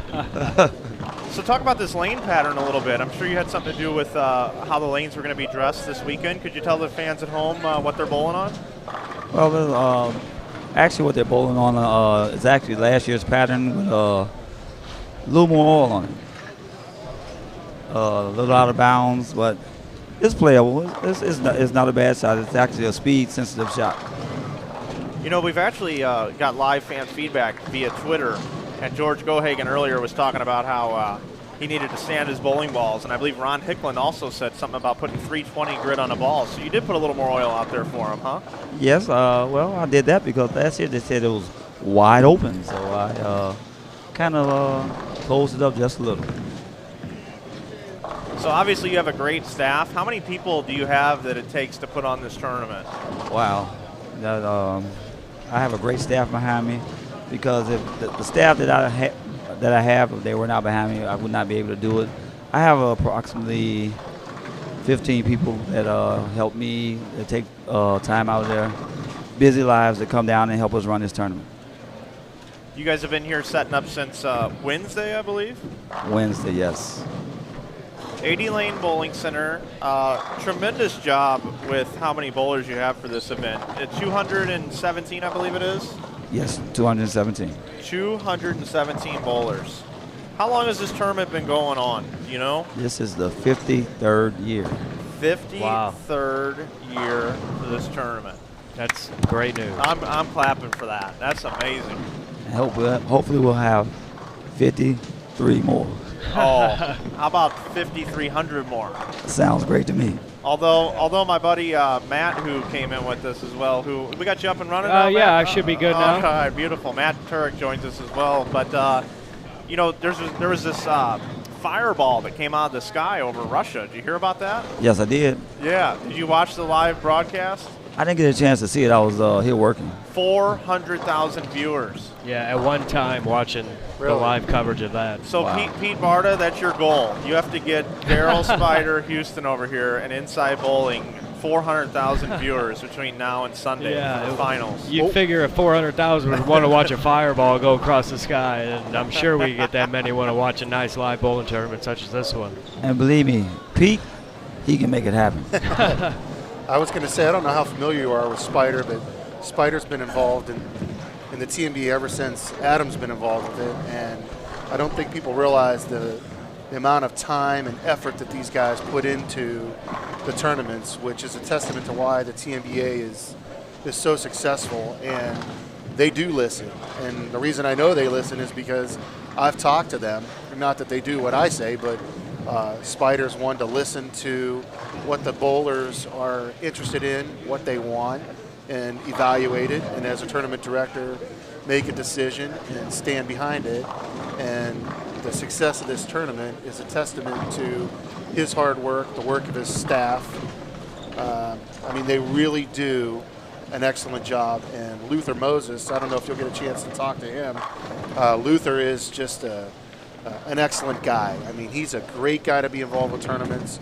The TNBA just does a fantastic job, and if you can get out and bowl TNBA tournaments, you can't go wrong. There's never a shortage of action. There's never a shortage of bowlers. These guys work very, very, very hard. They get out of here late at night. They're here before anybody's here, and they put in so much effort. And it just goes. People just don't see it. They see the results, but they don't see all the hard work. And having run tournaments myself, nothing like this, but I kind of know what they're going through. And Spider, you do an excellent job. Thanks, Pete, for that. And I'm going to keep trying. And like Pete says, I listen to the bowlers because it's their tournament. It's not mine. I try and give them what they ask for. If it's something that's going to benefit the tournament, I don't mind taking a look at it. And if what they're saying is true, I'll try and put it on. And I just want the bowlers to have fun, come out and have a good time. Yeah, you're becoming quite the celebrity here as people are willing to pose and take pictures with you here, I believe, while you're on the mic joining us today. I can tell you what, if you want to be a superstar, just set up a platform and put some black tablecloths over some tables and put some computer screen monitors up, and you'll get 15, 20 friend requests a day. All you got to do is hook it together, too. Well, I want to really thank you, Mike, for going through all the trouble you did to do what you're doing now, because I really feel this will help the tournament, because I want to get it back to where it was when it first started, 350 bowlers, and hopefully we can do that again. How are we looking this year compared to last year? About flat, or? We're just about even. Just about even. Just about even. Well, that's good. There's a lot of tournaments in the economy the way that it is, and with the snow in the forecast, you would see them go down. So to sustain and stay where you're at and to get this great exposure here, maybe add some sponsors and let all the folks at home know that they can come be part of this thing. Get your TNBA card, come out and bowl. That's the key. That's the key. And the other thing is this is an amateur tournament. Yes, it is. This is for amateur bowlers. So you're not going to see Pete Weber here, Chris Barnes. You're not going to see anybody that's done anything on a professional level. So it's the best amateurs in the country. Exactly. What we do is an amateur tournament, like as he said. We have pros that come out that have been out 3, 4, 5 years. Long as they don't have a national title, we'll give them an opportunity, because we don't want them to stop bowling, because if we let them stop bowling, the industry would die. Yeah, perfect example, Ronnie Sparks went to the Detroit Winter Swing, led the PTQ, made the top 16 for the week, bowled tremendous, and just because he had success there doesn't mean he shouldn't be allowed to bowl here, and he is bowling here. Exactly, because he's still an amateur. He got lucky, he was able to succeed. I'm not going to penalize him for that. By the way, you guys, I don't know if you want to make predictions or not. I'll leave that up to you, but I am going to predict that Ronnie Sparks wins the tournament this year. Well, you know who I'm going to predict wins. Well, I'm going to say this. It's going to be a good one, because I got to go with Adam. I'm sorry. The three-peat. And, of course, I'm going with Adam. Well, of course you do. I mean, he's won 2 in a row, but right. I'm just going to – and I love everybody, you know that, but I love making predictions, and I think Ronnie Sparks, the way I've seen him bowl in Detroit, and he's been winning everything in Michigan, I think he's going to come down here and he's going to take the title. I'm going to put it to you like this. It's going to be whoever matches up better, but Ronnie's a good bowler. Ronnie's a great bowler. I'd put Ronnie in the top 5. Oh, okay. All now, right. What happens after that, I don't know. Now, remember, what we're doing is we are picking from, I mean, there are legitimately, I can pick 30 names off of that list that you could make a case to be the potential front runner to win this tournament. Yes, you can. Not to take away from the other 180 bowlers that are bowling this tournament, but, you've got your front runners and you go based off how they bowled in the past. But there are legitimately 30 names on that list that anybody in this building could argue in the bar for an hour of why they're going to win the tournament, because they've got that kind of credentials. An hour? How about all day? Mike Flanagan here, Reed-Hawthorne Memorial Single Classic. Game number 3 just about in the books. We're getting ready to head into game number 4 of a 5-game block.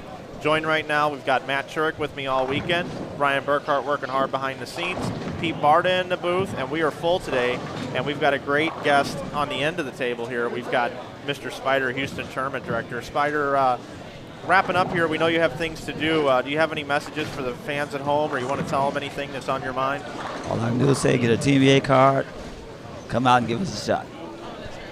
There you have it. Will you check in with us throughout the day? Keep us posted sure will. on what's going on? Most definitely. We appreciate it. That is Daryl Houston. They call him Spider, and later on we'll find out why they call him Spider. Make sure you stick around. We'll tease that. We'll get that a little bit later for you. Thanks so much, Spider. We'll check in with you soon. All right, thanks a lot, Mike. All right, that's Spider Houston checking in, and pleasure to have the tournament director sit in with us, Pete, isn't it? Oh, absolutely. Spider works really, really, really hard. Just to kind of expanding upon what you said, I agree with you. There's easily 30 people that could win this tournament. I mean, obviously they all have a shot, but there's at least 30 very, very good bowlers. But just for you Barda Nation people, don't worry, Adam. If Adam doesn't win it, he's certainly going to make him work for it. So if you're going to beat him, you're going to work for it. He's not going to give it to you. You see, that's part of my role here, Pete, is I have to fire people up and I have to get people talking about conversational pieces. Of course, Adam and I are great friends, and do I think Adam can three-peat? Absolutely. But it's critical. It's critical that that I build that. Did you see that? They want me to give you a hand Oh, hug. okay. All right. Yeah, let's get that fired up hand here. hug. Here we Do go. that. The famous hand hug. Okay. We can make The that president of Barda Nation. happen. Okay. So fans at home, if you don't know, there is this thing called a hand hug where you kind of go like this, okay? And Adam, one night I was bowling league play back home in St. Louis, and Adam said, I've got the greatest new thing that's going to spread all through bowling. It's called a hand hug. And he sent me a video. Well, I just happened to be bowling league with Pete Weber, so I thought I would get Pete Weber to do one. And I also did the first, what I called the interracial hand hug, as Bobby Bonds, who is someone I bowl with back home. Just being funny and goofy and witty, I did the first interracial hand hug and then one with Pete Weber with his golf glove on. Then, of course, Adam and I now have had about 20 responses back and forth, and I happened to be out in Detroit with the PBA for the winter swing, where I had a lot of celebrities such as Jason Belmonte, Lon McCarron, Randy Peterson, yada, yada, yada, and we kept going back and forth. But Adam did something spectacular, which is he got an entire bowling center, all of his league bowlers, to actually do a hand hug at one time, and I don't believe I've been able to really top that one, because that took a lot of effort, and that was awesome. So now Pete, his brother here, we have a request here in the chat from Harp, says, Pete Barda needs to give Mike Flanagan a hand hug. So we're going to do that, and it's something you can do at home. Tell your loved ones, and you can actually post your video response and tweet it or do it on our Facebook page, and we'd love to see you hand hugging throughout the country. So here we go, Pete. You ready? And it actually has caught on quite a bit. It has. Here we go. Well, wait, we got to go same hand. That's Sorry, it. there you go. You see that? See that? That's the hand hug. There it is. Right there. We did it for you. Hand hug. And that feels good too. Oh, absolutely. It's kind of like getting a massage. You just feel better after it. Absolutely. Don't be jealous, Chad. That's for Chad Roberts.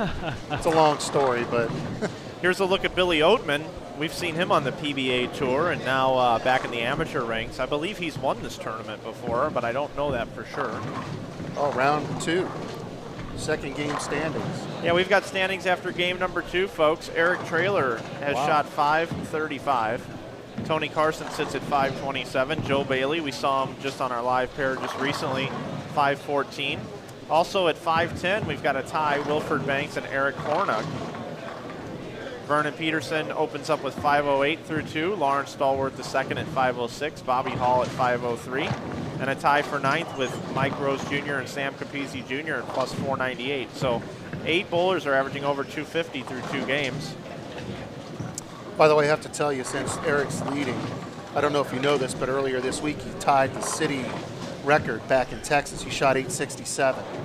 Really? Yeah, so I'm not surprised to see his name at the top there. And last year, obviously he flew from Texas to bowl here. He was sick and still did quite well. He had a nasty bout of the flu, but nice guy. Eric's a real nice guy, and I'm not shocked to see his name up there right now.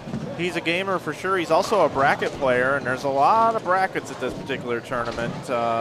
Last year, I remember there was about 600. Have you had a chance to scope out the bracket situation this year yet? No, but I know there was at least 500 so far that I just from glancing, and probably more than that. So do you want to take a guess here of what it's going to take? Adam was trying to make a milkshake bet with me earlier. So yeah, when you say what it's going to take to do what? Let's see. What are we going to guess? Well, making it to tomorrow is... That's half the field. Yeah, I don't even like the... Yeah, exactly. And then I think they cut to the top 23, well, 24? My guess is they pay 1 and 8, so 25 or 26 are going to get paid. Okay. So how about the cashier score? Okay, the cashier score. Let's see. So right now, it's about 232 average through 2 games. I'm going to say... So by the time we get there, we're going to have 10 games bowled today, and then in the next round tomorrow morning when we get to the cashers, there'll be 5 more games. Right. So 15 games through 15 games. So 450 would be 230 average, right? Yes. I'm going to make my number right now. I'm going to say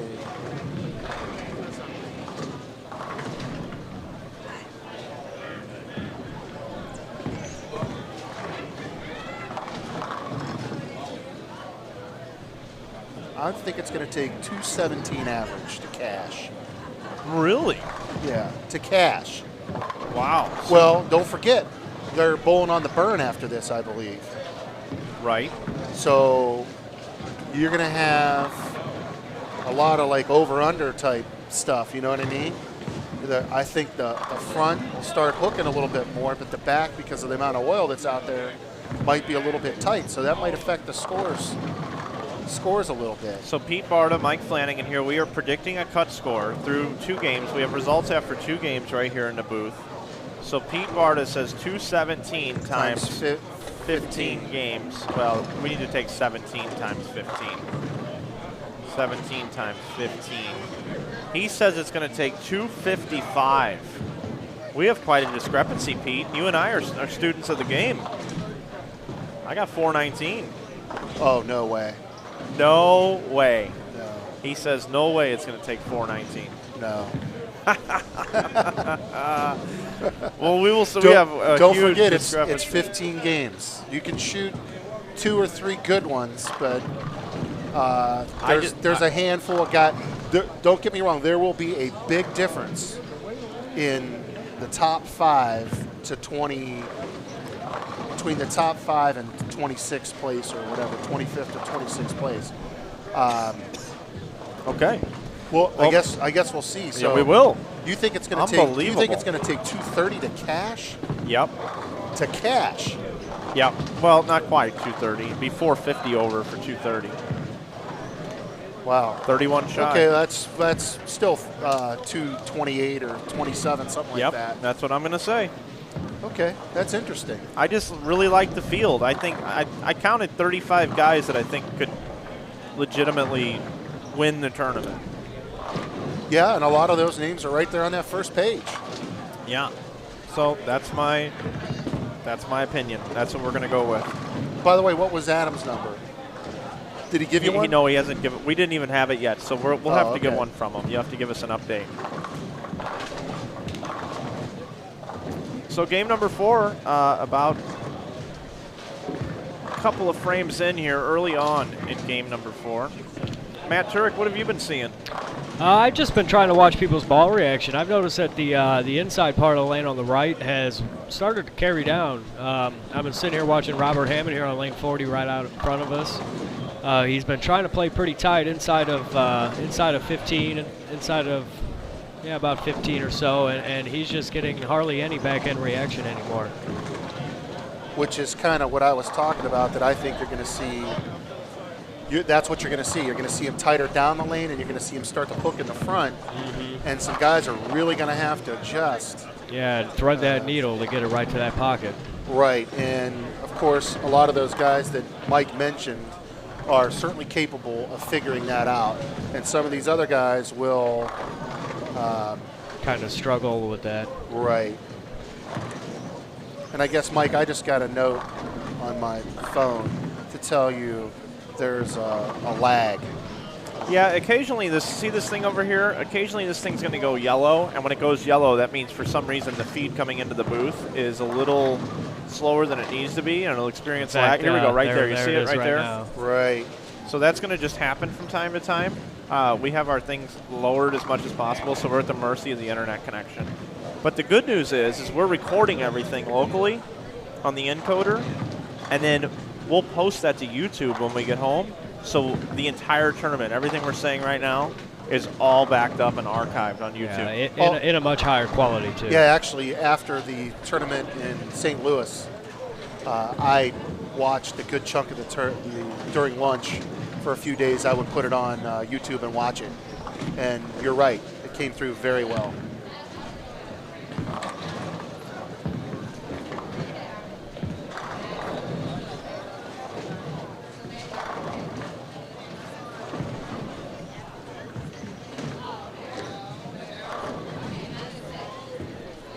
In the chat, R. Downer would like to get in on this cut score prediction for 15 games, plus 205.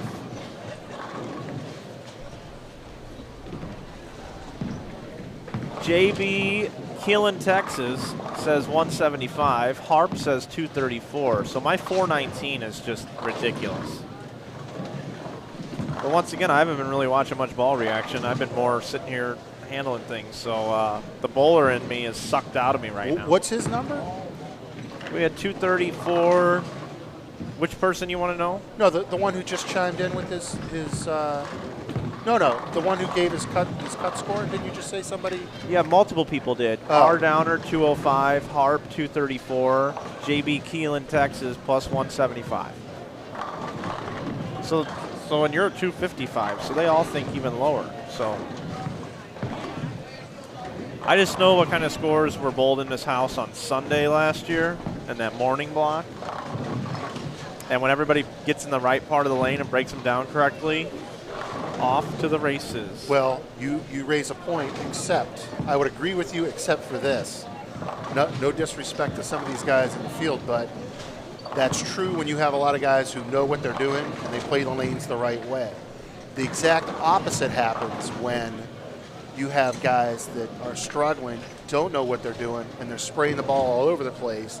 And you can actually, depending on what pair you're on, you could follow. So you could have a nice shot on one pair, move to another pair, and because the guys that are on that pair are playing the lanes maybe wrong or different than the way they're playing the lanes will affect your reaction of your ball, and you could actually just be totally lost moving pair to pair. If the field was as strong as, let's say, those 30 bowlers or so, I would agree totally. It'd be like the Nationals. You know, you take a couple of good teams in there, they break the lanes down the right way, and then they shoot some astronomical scores. The difference here is you've got guys that are, you know, trying to play in when they shouldn't play in, and then you got some guys who have sanded up their balls and they're going to eat up the track area. So you got a little bit of everything going on, especially when you have a lot of bowlers. And it's going to be real interesting to see, by the way, what happens with the ladies after this, because they're not re-oiling for the ladies. Oh, they're not? No, Okay. I believe the ladies are coming right on this. Pulling on burn. I'll make a prediction for you. You're going to see ladies that can play in at the top of that leaderboard, and which is rare for women because a lot of women are good going down the lane. There's not a lot of women that are real good playing in. And I'll give you 3 off the top of my head that I would expect to see at the top. And that would be Brittany Hamilton, who you probably don't know. She's new out. Do you know Brittany? I'm familiar, yeah. Kayla Bandy. Yeah. And Jen Higgins. Okay. All 3 of those ladies can play in. And I will be shocked if they're not. I'm not saying 1, 2, 3, but I wouldn't be surprised if they're 1, 2, 3.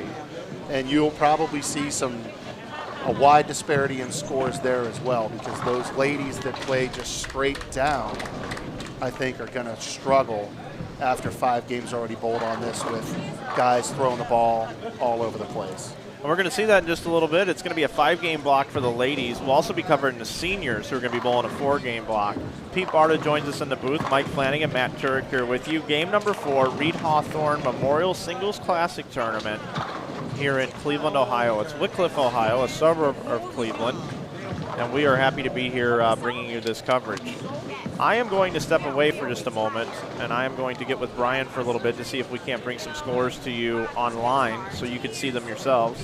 I'll keep them going if you want. I'm going to leave it to Matt and Pete to handle the broadcast for a little bit, if you don't mind hanging out with us. No, absolutely. I enjoy it. And you can actually get to meet Matt officially here now, and you two can settle Nice in. to meet you, Nice Matt. to meet you. Matt is my intern, actually, but he is now a paid employee here at Inside Bowling, and he is basically learning what I am learning. Uh-oh, Lee, I hope you didn't hear that.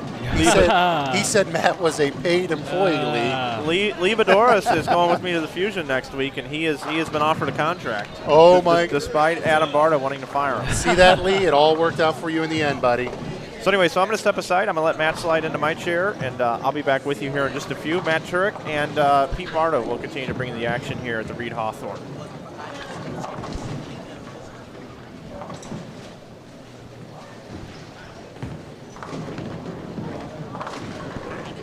All right, Matt. Well, it's really nice to meet you. Are Yeah, you from the Most definitely here. you from the Missouri area as well? I am, assume. yeah. I grew up in St. Louis, South St. Louis County. Then I moved recently to O'Fallon, Missouri, which is a suburb north. Been bowling for quite a while, since I was about 14 years old. I'm 28 now. So I'm a pretty avid bowler myself, so it's pretty exciting to get to travel around with Mike and Inside Bowling and get the chance to come to all these tournaments and watch everybody bowl, watch all these great regional and national bowlers bowl. Well, I think that's excellent. Just curious, how did you and Mike cross paths? I've known Mike for quite a few years. I've worked in bowling centers most of my life here. There was a bowling center back in St. Louis, a Brunswick Zone Center, and I got a job there. That's where I first met Mike, and he pretty much liked my work ethic pretty hard the whole time he was there. Then we split ways for a little while, and then I met him back again a few years later when he was managing another bowling center, actually. I got a job there. And then his Inside Bowling started taking off, so he went ahead and took off with that. And I'm just kind of following him around here a little bit. Well, he's a good guy to follow. Oh, most definitely. And Inside Bowling has absolutely taken off, and it's a testament to the hard work that you guys put into it. Yeah, Just curious, did you come up with a cut number? I did not. I've been trying to watch people's ball reaction. I'm gonna go somewhere in the middle. Say, just take a random number out of the air and say plus 300. Believe it or not, in my head, I knew you were going to say 300. Yeah, I haven't really been watching too many scores. I tried to keep up with scores after the first game. I know we got some more scores coming in. Looks like game number 2 there. Yeah, but just curious, any of these bowlers from out your way here? Yeah, actually, Robert Hammond here on lane 39 is from the St. Louis area. I like him a lot. He throws a pretty good ball, tries to play the track area. You know what, as a matter of fact, now that I see him, he bowled the holiday tournament that I was at. As a matter of fact, doubles. Him and his partner both shot 300 in that tournament. Wow, in the same game? Or No, not in the same. Okay. I think it was one game apart, but wow. both of those guys shot 300. That's exciting. If I'm not mistaken, Mike, didn't both Hammond and his partner shoot 300 at the holiday tournament? I believe they did. The one in St. Louis. No. Different games, but both partners shot a 300. Yeah, I'm almost positive that that's what happened, Matt. But yeah, so that guy can definitely play. Oh, most definitely. He's on my traveling team back in St. Louis. I love bowling with him. He's a great guy. Keeps our team positive. Keeps all of our attitudes up. As you can, it's off camera right now, but he just went up there and buried a great shot. So what do we have over here? What is this? I do believe. Oh, okay, here we go. Yeah, those are standings after So game 2. I'm just curious, out of the field of 217, just to give the people listening an idea, 94 of those people are at 400, which is even, or above, which is pretty interesting. Yeah, that's because you only have that leaves what? That's squad. Yeah, that you're right.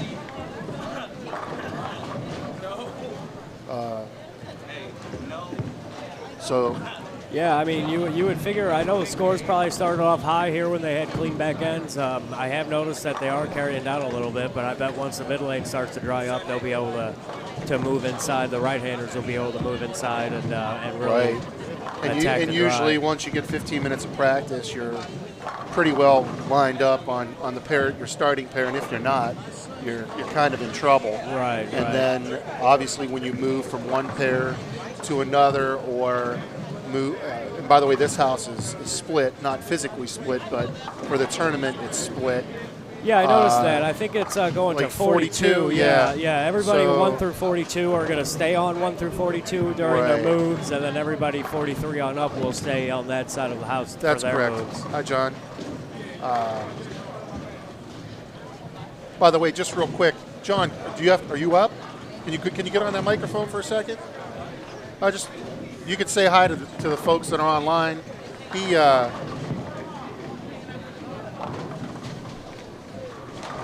Hey guys, we got John Heath in the booth here. I don't know how many of you people know him, but he's a hell of a bowler, and I happen to know that from my ranking site, gathering data on him. But last year, we were talking about you earlier, by the way, John. Oh, okay.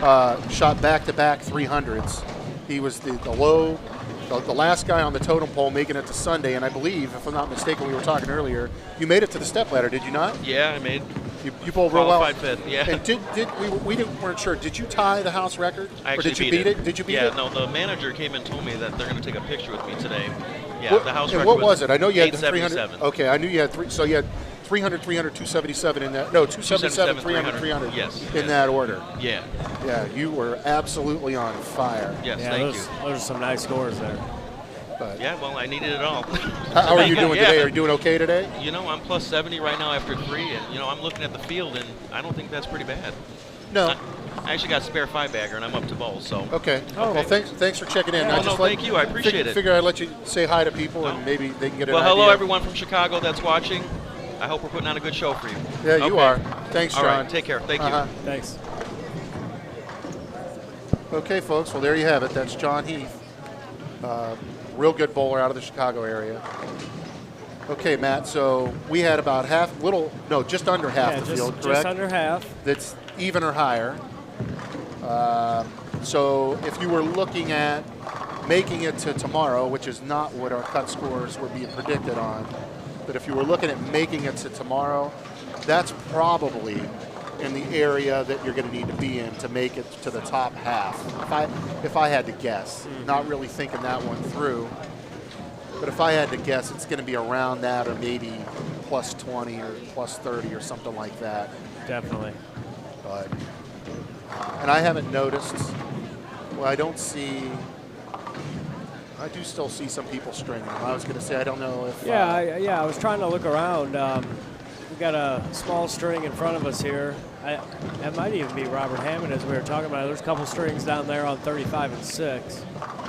Does the middle bowler on 36 or whatever, or 39? 39, yeah. Does he have them all? No, he does not have them all. I know that. I'm not entirely sure where he has missed. I believe he started spare, and then next 4. Okay.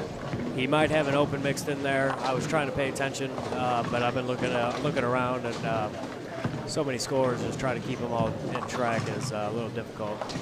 Well, for those of you guys just tuning in after 2, we'll just read down the top 10 and a couple other notables. Eric Traylor out of Texas, 535.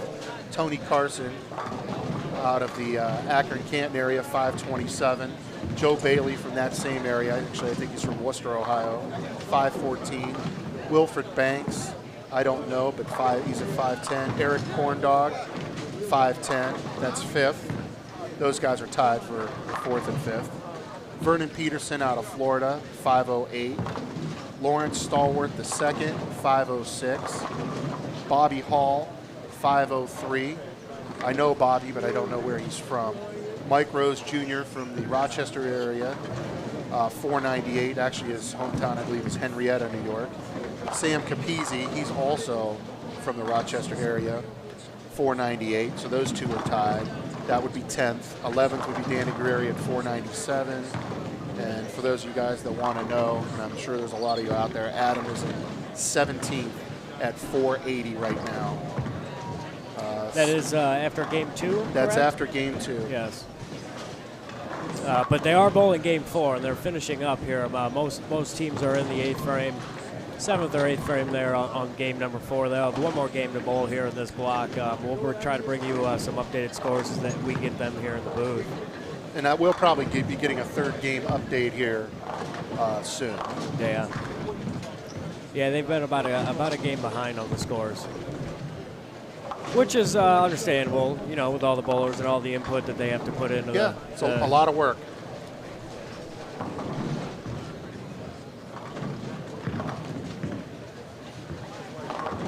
So are you by chance going to New Jersey or no? I am not. No, I am not. This will be my last tournament for a few weeks. I do have another job over at Radio Shack, actually, and I do have to work this weekend to cover for some other shifts. That's also why I'm not going to the Fusion this weekend, or this coming up weekend. I know that there are a few other local tournaments in St. Louis that we're going to be providing coverage for, an MJT, a junior bowling tournament at the end of March, and then, of course, Mike's Inside Bowling Open. Which is the week after next, if I'm not mistaken, after the Masters. I believe so, yeah, right after the Masters. He had a Masters. flyer up here. Actually, I think it's... Oh, there it is. Yeah. Ernie, can you grab that orange paper for me, please, right there? For those of you guys listening, go ahead, Matt. Yeah, everybody pretty much knows about it now. This will be the third annual InsideBowling.com Open presented by Storm and Budweiser. It's $8,000 guaranteed first prize on a full squad. There's a $260 entry fee. However, if you do sign up, you do get some bowling balls, I believe. So that's a pretty good deal there. You get a couple bowling balls. I think they're Storm bowling balls. They are sponsoring the tournament. There are three squads. They are going to cash 1 and 5 on that. That's at St. Louis, Missouri, at beautiful Tropicana Lanes. You can find more information about that on InsideBowling.com, and sign up and check out the forums. They'll tell you maybe who's already signed up or who is thinking about coming. You can also check it out on the Inside Bowling Facebook page, I believe. Well, and I just want to give a shout out. I just got a text from Nancy Hamilton.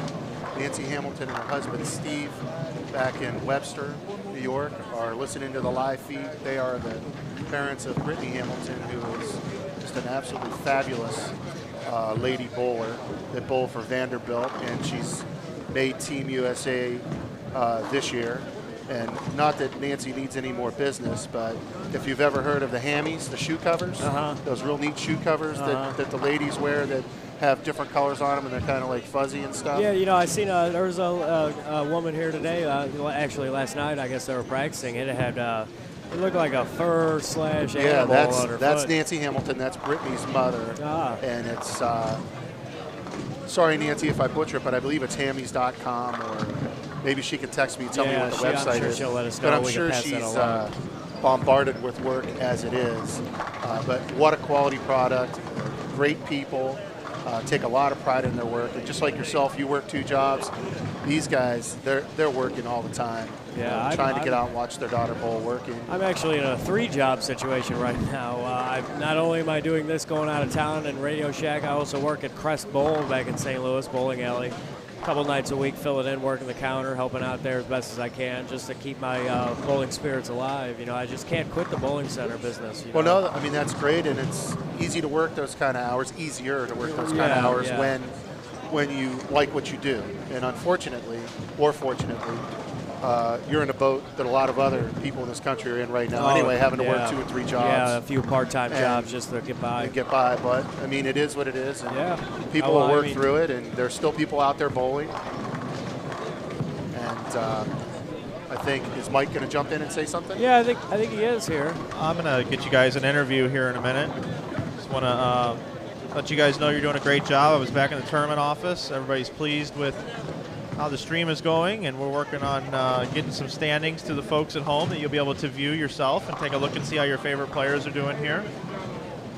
As we're just getting our feet wet, as we cruise along, it gets better and better because we dial this thing in, and by the time we get around to tomorrow afternoon and we're bringing you these live finals, we'll have a lot of information. I want to grab Aaron Jones here. Aaron, you got a minute? Can you come over here? Let's get an interview real quick. Right here. Let me know when we're on, Matt. We good?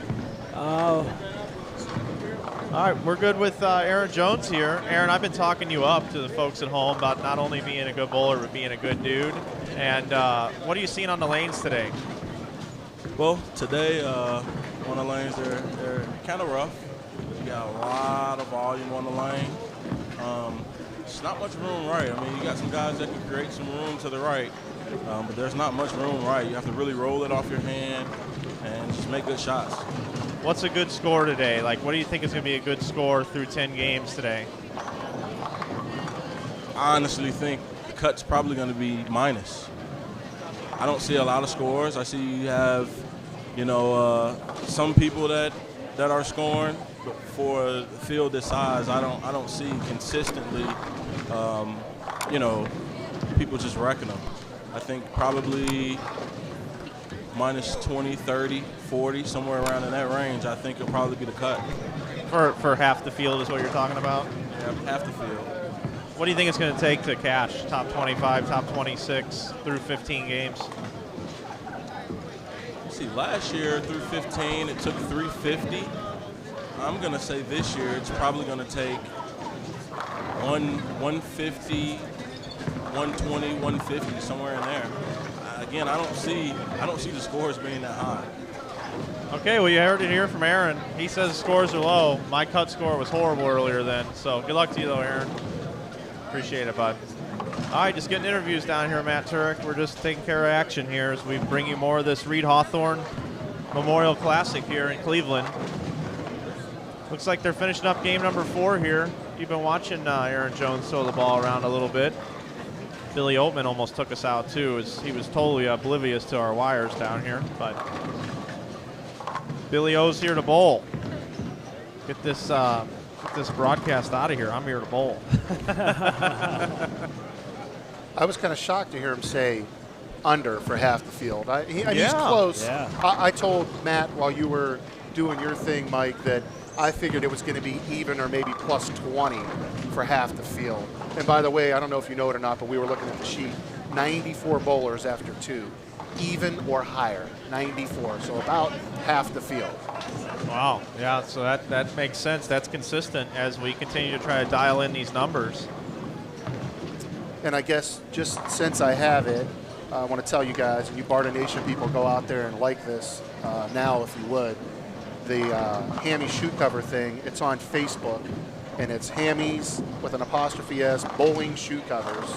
If you guys could check those out, you just missed Valentine's Day. It would have been a good gift to get someone special in your life, but you could check them out. They are a quality product, and I personally know the people that make them, and they do quality work and care deeply about what they're doing. And it's nice to have people like that in the industry, just like Mike and you guys take what you do very serious, and you've put a lot of work and time and money into your equipment, and it shows because it's just InsideBowling.com is just taking off. Yeah, well, we appreciate it, Pete. You know, Joe Bailey here, I watched him, he just shot 203, and Bailey was one of the guys who was really tearing it up. So 2-0, game number 4 for Joe Bailey.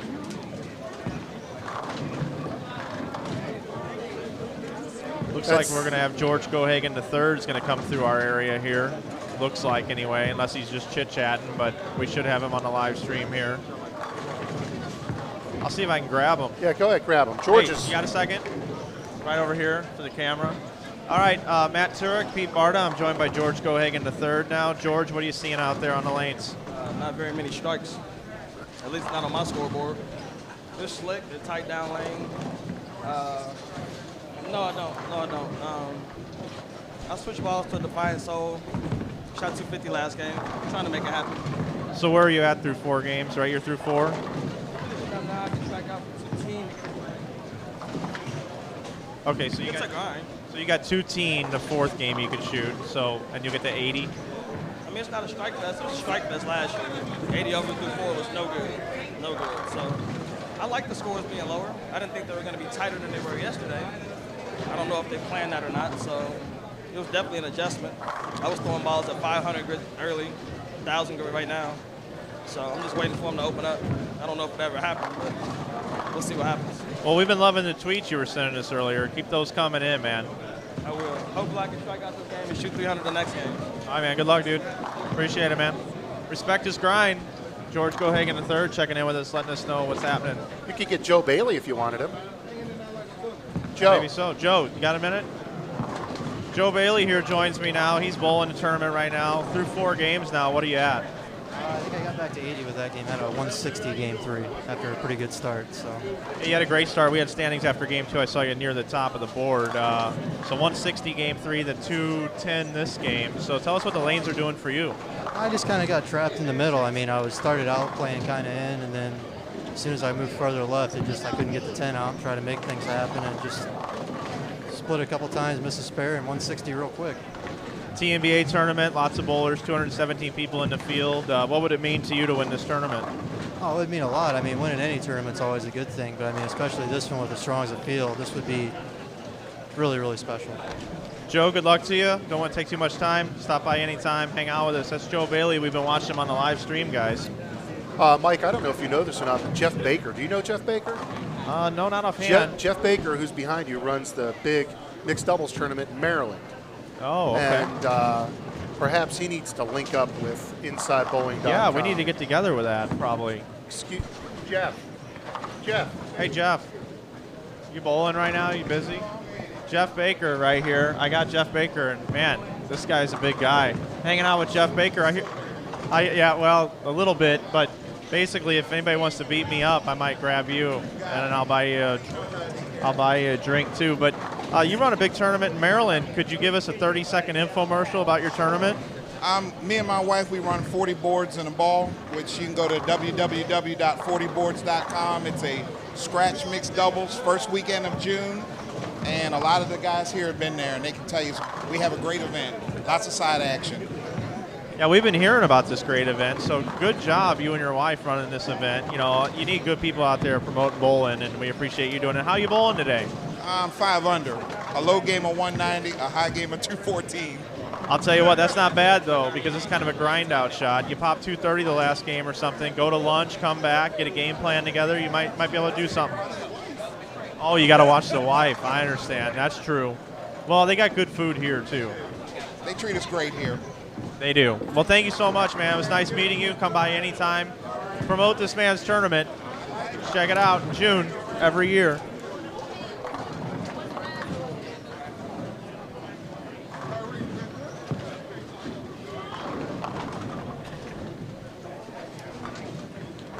All right, well, Matt Turek back with you here with special guest Pete Barta and Brian Burkhardt, feverishly working on the internet services here. Game number 4 is wrapping up, and game number 5 is starting. Oh, I see he's got some. Not entirely. Oh, I thought he was going to interview those guys. I don't know. I think he's just talking. Yeah, he's got some paperwork going on. TNBA brass there. Luther Moses, who's an excellent guy. Spider, and I'm not sure the other gentleman's name, but I think he's a current king, they call him. Yeah, that's what they call Hello, him when Luther. you win. Kings and queens, is that correct? Yeah. But they really do an excellent job. Yeah, oh yeah, I've seen how the things have been going on in this. I would expect that pretty soon here we'll be getting third game cut scores. Yeah, definitely. If somebody is going to bring those to us. Where are you at after 3, Tony? 220? You're plus 220 after 4? And you were plus 127. What'd you shoot? Oh, after 4. Okay. So his score. 3. Yeah, no, this is after 2. Oh. So his scores, the scores are definitely coming down. Yeah, definitely. I saw Joe Bailey, who said he shot a 160. No. Tony Carson, who I just talked to, was plus 127 after 2, and he's now plus. What did he say? 220. Yes. Well, I guess that's 250, almost 250, 250. So he's obviously bowling well. I think Mike's going to talk to a couple of the I think we're going to have higher ups here a few, at the TNBA. A few interviews here. So that'll be nice. There we go. Going to get him on camera.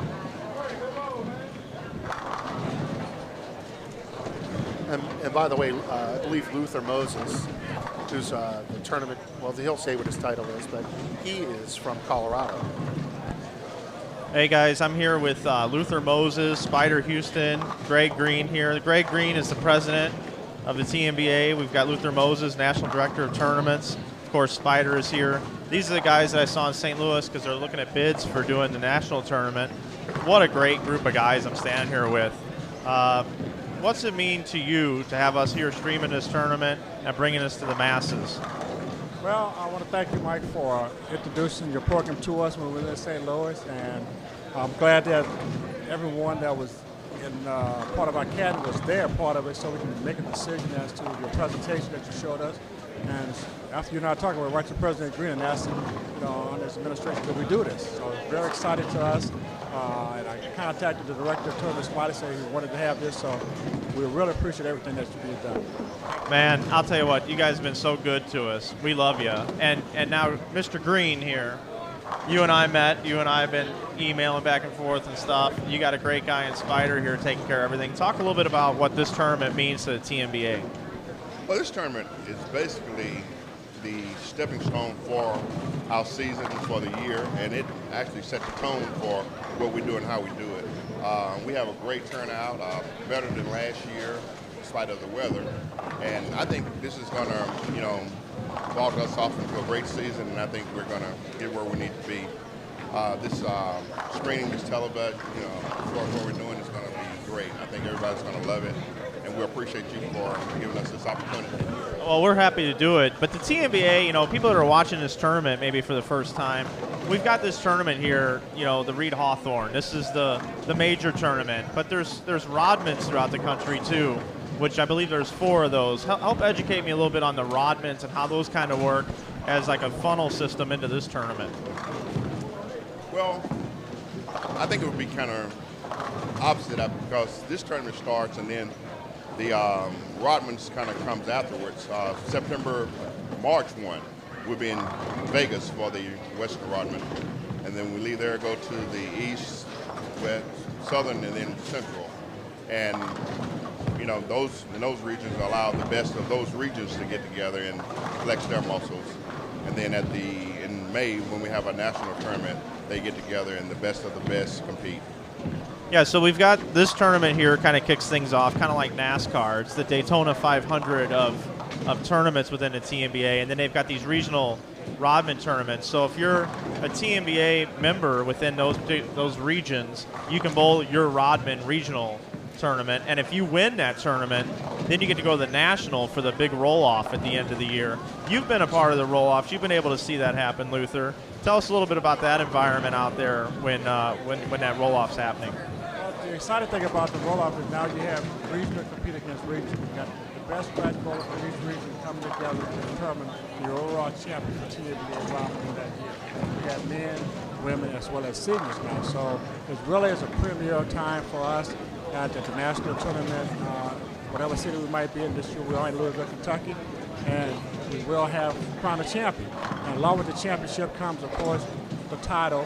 And because of our sponsor, Hammer, we're allowed to give all the participants in the final roll-off a Hammer bowling ball. So we will thank Hammer for that sponsorship, as long as Bowling This Month magazine. But yeah, it's the best of the best for us at that time. Yeah, and I was able to go out and be part of that one year as well and get to see all that transpire when you guys were out in Reno. You guys picked the greatest facilities in the world. And we're just happy to be here with you guys, and we appreciate you guys stopping by. Spider, any updates of the tournament, anything going on since the last time you joined us? We're trying to get all the games in right now. I think we're at game 4. We're just rolling along, that's all. All right, guys, back to you over in the booth. Of course, I'll stick with you, but I'm hanging out with the guys that make all this happen down here, and we appreciate them, and we appreciate you watching. All right, thanks, guys. Appreciate it. Well, Matt, it looks, I don't think I'm on. Yeah, you're good. I can hear you. Am I good? Okay. Just while Mike was doing his interviews there, I was talking to a few other people, and it looks like, in fact, those scores may be coming down. Oh, really? Yeah. What do you think is causing that there? You just think the lanes are carrying down too hard and they're not expecting it, or they're playing the wrong part of the lane possibly? Yeah, or? I mean, probably what you have, I mean, if I had to guess, you probably have some guys that are playing in. And they're swinging the ball out, right? That oil's carrying down. And they probably don't have enough ball on the back end to get it back. If I had to guess, that's what it would be. Yeah. Whereas if you probably had some people that were playing maybe straight up or more direct with the right ball and the right speed, they're probably going to be carrying a little bit better. That would be my guess. Right. Let's see if we can see if any of that's going on just while we're looking out. Yeah, and you're right now. You're watching continuing coverage here of the Reed-Hawthorne Memorial Singles Classic Tournament, put on by the TNBA, a great organization. This is the men's qualifying, first round qualifying, 5-game block. They are just starting game number 5. Certain bowlers are still in the end of game number 4 going on. So the guy that was leading after 2, Eric Traylor out of Texas, he is on lane, coming up I think on lane 48 right now for those of you guys that are watching the live stream. And I don't know what he had his 3rd game, but Matt just handed me the scores. This is after 3. Correct. So after 3, we'll give you the top 10 here. The top 10 after 3, number 1, Eric Corndog at 768. So that'd be plus 168. Brian Wallachek, second at 761. Tony Carson, 754. Eric Traylor, who was leading after 2, dropped to 4th at 748. 5th, Bobby Hall, 737. 6th, John Boyd III, 732. 7th, Sam Capizzi out of the Rochester area, 731. 8th, Vernon Peterson out of Florida, 726. 9th, John Reed, 723. And 10th, Danny Guerrieri from our area, he's from the Youngstown area, at 717. And for you Barda Nation people, Adam is in 15th at 704. And let's see what we have. Hey, Pete, I'm looking at the top 25 here, which is kind of our cash number we're looking at. And it looks like right now it's through 3 games, 225 average. Yes. 225 through 3. That's correct. And let's see how many we have that are plus now. It was 94 after 2. 2, yeah. And we're at, wow, that's a little bit of a shocker. The top guys are coming down. We're at 111 now. 111 guys at even or higher.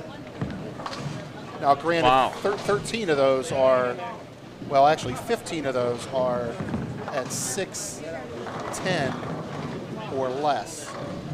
But nonetheless, there's 111 bowlers that are plus right now, which is impressive. I didn't expect that. So you had some of the top guys coming down, but some of the other guys maybe kind of figuring it out and just. Yeah. Do we know the leader? Do we know this guy? I don't know Eric Corndog. Cornog? I don't think it's Cornog. Cornog. You know what? How about I've been saying that the whole time? I'm sorry. No, that's okay. Hey, no, hey, I'm hungry. I could tell. I like work out all the time now, so I'm starving all the time. Yeah, Pete, you're looking good, man. And I got. Thank you, Mike. I got food on the brain all the time. You know what I mean? When you're fighting hunger all the time. Yeah. So yeah, hey, Eric, you. I know you don't know me, but or maybe you do know me, but I apologize for butchering your name. It's Cornog, and I've been saying corn dog. Let me take a look at this sheet. Where's my man Ronnie Sparks? You know, I didn't see Ronnie. Where's my Ronnie Sparks prediction? Oh, 46 over, just lurking in the pool, waiting to fight with the Sharks. By the way, Mike, at this point in time, he would not be even a casher. No, he would not right now. He's averaging 212. So Ronnie 215, I mean. Ronnie better get it together. Ed Smaglick, 27 over. Derwin Petrie tied with him at 27 over. A couple other notables down the list. Marvin Hale sits at 12 over through 3 games. Game number 4 wrapped up. We're in game number 5. You're watching it here on InsideBowling.com. Looks like Eric Traylor's over here on 47, Mike. Beautiful. Ryan Ovechkin checks in 3 for 3 on the 210 day. Beautiful. 3 for 3 on his 210s that he's left today. We've also got the great Vernon Peterson moving into our camera on our jib as well. He's paired up. He's got a pretty good pair. He's got looks like I see Kenny Wade and Chad Roberts is also on that pair. 37 and 38 on the jib. You see it off to the left.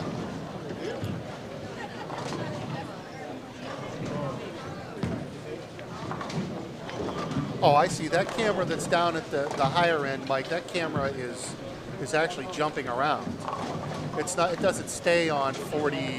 Yeah, it does. Yeah, oh, it does? It should be. We've got the jib up behind us, too. We'll go back to it here. That's 47 and 48. Oh, okay. featured pair, and then we have our Sky Jib Cam, which is this camera here, showing what's kind of out in front of us. And then our other camera is, lane 33 and 34. Yeah, Mike was telling me about his acquisition of that camera, and these guys, whether you guys know it or not, sink everything they have into their operation. And if you could just see it, you would be totally amazed after meeting Mike, I don't know, 3 or 4 or 5 years ago, and how hard he was working trying to make a dream come true, and where it is today. It is absolutely amazing. It is, and it's almost night and day from where they first started, man. Oh, it's you can tell there was a lot of blood, sweat, and tears that went into this operation. Man, no doubt about it. He does such a great job. I just can't say that enough. And I think a lot of the success is because he's so personable. If none of you guys have ever met him, if you come across him, he's very approachable. He's a really nice guy. Oh, yeah, and he'll go up and talk to anybody. Yeah, and that's why I'm not shocked that it succeeds, because it's, a lot of it has to do with his personality. Yeah, he's definitely a very great promoter, not only for bowling events, but even when I worked with him in bowling centers. Just all the little things that he used to do. I mean, I can go on and on and on and tell you stories about that. We're actually talking about you. Oh, geez. Real quick here on the jib pair here off to the left, we got Chad Roberts, Mario Fastighi, Vernon Peterson, Cody Shoemaker, and Kenneth Wade over there on that pair. Well, Vernon is currently in 8th. Chad, I saw his name. While you're looking that up on lanes 39 and 40 here, front and center, we've got Billy Oatman, Jeff Baker, Tyrese Gray, Jim Wolcott, and Ricky Coleman. And then over on lanes 41 and 42, it's Stephen Alford, Sam Capizzi Jr., Matthew Weatherly, that's a name I haven't heard in a while, and Timothy Jones Jr., rounded out by Tony Carson, who looks like he had a pretty good start earlier. I don't know where he's at through 3 games. He's still up there, Mike. He's in 3rd. 3rd place, Tony Carson on our jib cam right now over here, just off to the right as I'm pointing to it. This is one of my favorite camera views, as you get to see me direct traffic up here in the booth. Over here. Yeah. And over there. We had a lot of fun with that at the Holiday Doubles with Adam Bardas. You guys can continue talking about me if you want. I didn't know who you were talking about. It was all good stuff. I was I want to know this guy. Yeah, well, it's the greatest guy in the bowling center putting all this whole event on. You guys are too nice. By the way, Chad Roberts is in 88th place currently at 612, so he's plus 12. I want to go ahead and give a shout out here from the chat. R Downward wants to give a shout out to Bernard Warren. Bernard's a local guy. I don't know if you know him. No, I do not, but there we go with that shout out. He bowls a lot of TNBA tournaments. Well, that's good.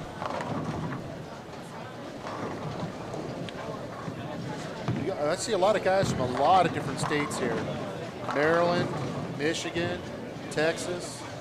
Boy, that's a long drive coming in from Texas. Oh, wow. Florida. California. I'm sure they Well, obviously Missouri.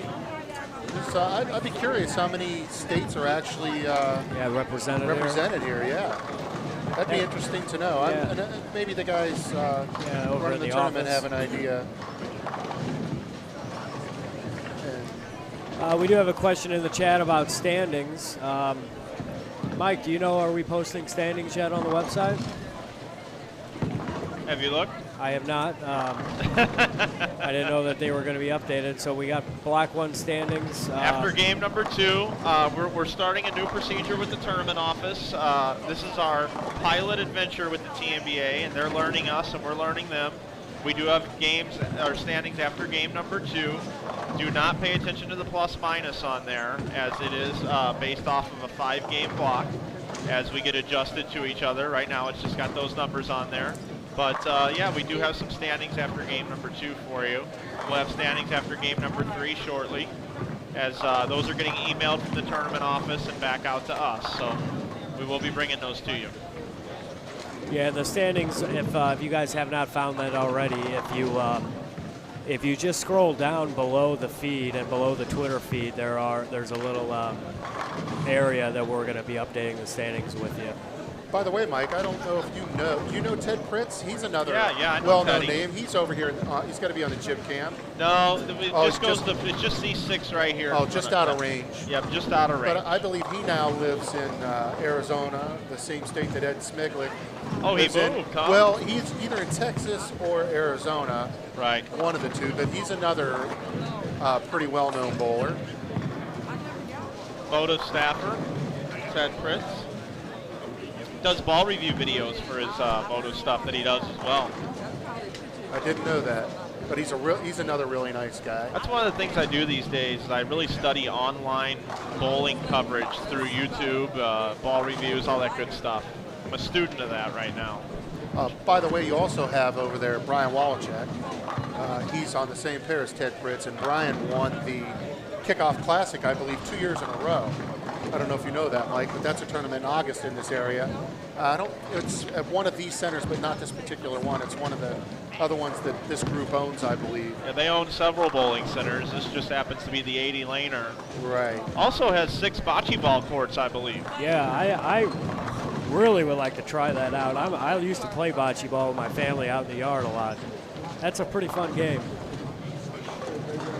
Well, don't take any money down there. They'll take it off you. I bet they will. Me and Brian had the opportunity to watch him a little bit yesterday, and those guys are pretty intense with that stuff. Now, I'm curious here. We got Jimmy Wolcott up on lane 39. He plays in. I'd like to see what.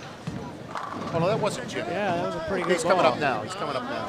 Oh, Joe, Jimmy. Yeah, Wolcott. I'm curious Okay. to see how his ball's reacting now.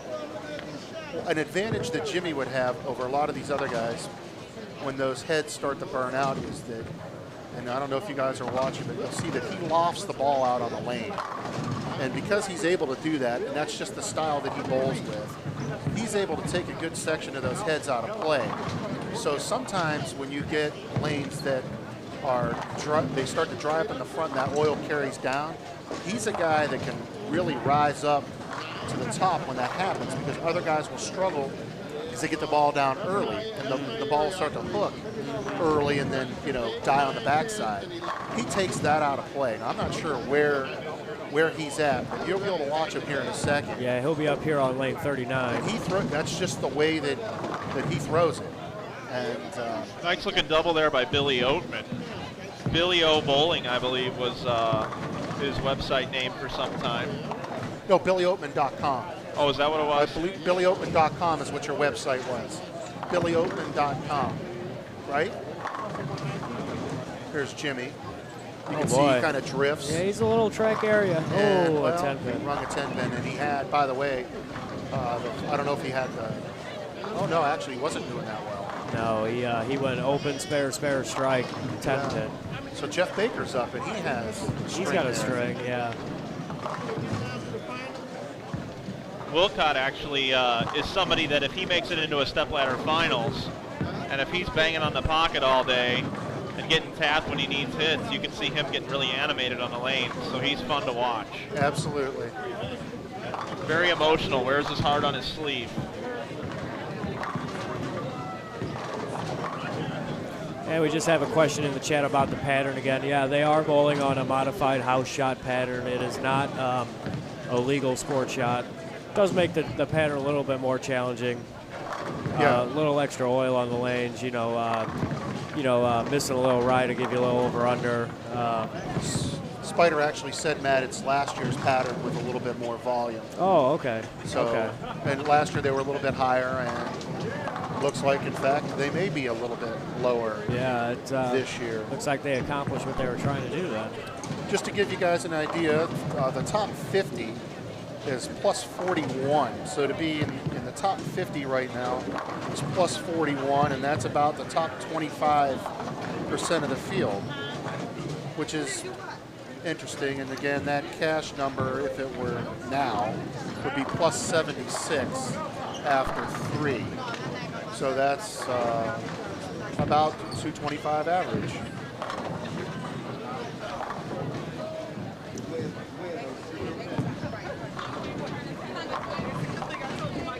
And again, for those of you guys just tuning in, don't forget that InsideBowling.com is now on Twitter. I'm personally not familiar with Twitter, but Yeah, I will start to do it. And if you guys want to interact with us here in the booth, go ahead and tweet out what you need to say. Include the hashtag Inside Bowling, all in one word. They will pop up here in our booth, and we will have the opportunity to display them on the screen for you. I noticed here that we had a little error with the standings. Some people can't find it. If they're not showing up below the stream, go ahead and refresh your browser to see if that fixes the problem. You will see it down at the bottom. It'll appear as a new tab, but you may have to refresh and. Yeah, just to bring the tab up. Yep, you'll see it under all that Twitter stuff, as you mentioned, Matt. Interesting that Mike got a tweet earlier about somebody picking up their 210s, and as I look out there, Tony Carson, who was in third place, just left a 210. So it must be partially due to the way the lanes are breaking down, and that's probably a common split out there that these bowlers are seeing. Yeah, once you leak the ball right and just doesn't get enough oomph into the pocket. Well, we'll see if he covers it. I've seen quite a few splits. Brian Wallachek just left a split. Yeah, they're on lane 44. Ooh, Tony Carson just missed it. It's a good effort, though. Yes, it was a good effort. Chad Roberts up on lane 37 has had spare strike, looking for a double.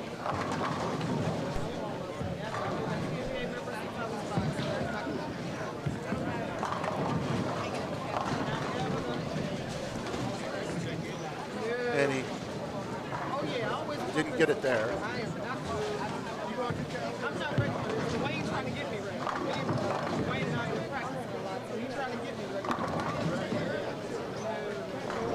Yeah, Cookie Man, yeah, the oil does seem to be pushing down, especially in the middle part of the lane. The Cookie Man would be Amos Bailey, by the way, just to give a shout out to Amos. Amos, how are you? Man, I love it how Pete sits in the booth and he knows all these people. God love you. That helps me out a lot. Thanks for tuning in. Actually, you have a shout out, Pete, here, BBS. Which is who? In the chat there, I do not know. I was hoping you would, but they're a big fan of you, it looks like. I'm sure it's someone that I know. Just doesn't jump. Oh, how about that, Mike Flanagan? I just got a text from Adam. Oh. Adam Barta, game 4. Would you? I'll let you announce it. Adam Barta, game 4. 297. Adam Barta, 297. Game number 4. Needless to say, I would say he is probably going to move up the leaderboard from his 15th spot to, in the hunt. Making a move, Adam Barta. He's won this tournament the last 2 years if you're just joining us for the first time today. I am Mike Flanagan. Matt Turek joins me. He's on assignment up here with us this weekend. Brian Burkhart working hard behind the scenes, making everything work for you. Pete Barta, our very special guest, been joining us here in the booth, bringing us home down the downstretch. We got 5 games here of the men's qualifying. Then we'll take a break. We'll come back. We'll probably reset the stream so that we can do a few updates. And we will then come back and bring you the women and the seniors. And then we'll come back for 5 more games of men, then 5 more games of women and seniors, then take a break. Yeah. Get some sleep. Come back and do it on Sunday. Sorry. No problem. If you don't mind, I'll probably come up when the women and seniors bowl. I know a fair amount of those guys as well. We also need to get Adam up here as well. Yes. So you guys can come in together. Okay. Yeah, that's good. Yeah, it looks like old Jerry Anderson over in St. Louis wants to give a shout out to Pete. Yeah, Pete, earlier when you were talking about, that the proprietor of the bowling center, the tournament director over there at the Holiday Double is doing a good job. That's Jerry. Jerry, you do a class act. Teaming up with Mike Flanagan was a great idea. Your tournament is a class act tournament. I really, really enjoyed it. It was a rough time of the year for us because our father, unfortunately, had just passed away, but we had a great time, and I look forward to going back next year. And I don't know how you can make it better, only by getting possibly more teams in there. But with the payout, the quality of that field, having InsideBowling.com involved, you can't go wrong. and you're talking about the holiday doubles tournament. If you are a fan of bowling and want to go home and watch that, you can go on the YouTube channel and watch that. We actually opened Friday night with a tribute to the folks we lost in Connecticut. Oh, that's right. Yeah, it was pretty breathtaking event there. We had all the names up on the masking units, and then you can watch all the way down to those finals where you saw Adam and Liz make a charge, and you can find out what happened there when you watch that back on YouTube. And you can also see the archive of the tournament, the standings and everything on InsideBowling.com underneath the tournament archive. That's the holiday doubles tournament, St. Louis, Missouri. It's just on the other side of the river, actually, in Cahokia, Illinois. We'll be running it again next year. The weekend between Christmas and New Year's. 108 teams possible. It was sold out with a waiting list. So, yeah, just to remind everybody at home, that YouTube channel, it's www.youtube.com/InsideBowling. Or you can go ahead and just type Inside Bowling into the search bar and then load up the channel to view all the videos that we have on archive there. One of your other guys that was in the top 10 here is bowling on 41 and 42, Sam Capizzi. He's from the Rochester area, and it looks like he's doing well here in his 5th game. Don't know where he is after 4, but after 3, he was plus 131 and sitting in 7th place. And actually, is he coming up here now? Yeah, he will be. He'll be up on lane 41. And while you're waiting for him to come up, you got Vernon Peterson up on lane 38. He's throwing a 6'10" conversion. Vernon Peterson, Team USA team maker in the past, also a great megabuck bowler. He has 103 in the 5th with now the spare possible working. So going at about a 2-0 pace, Vernon Peterson. And if I'm not mistaken, Mike, I believe he works for Kegel. He very well could be.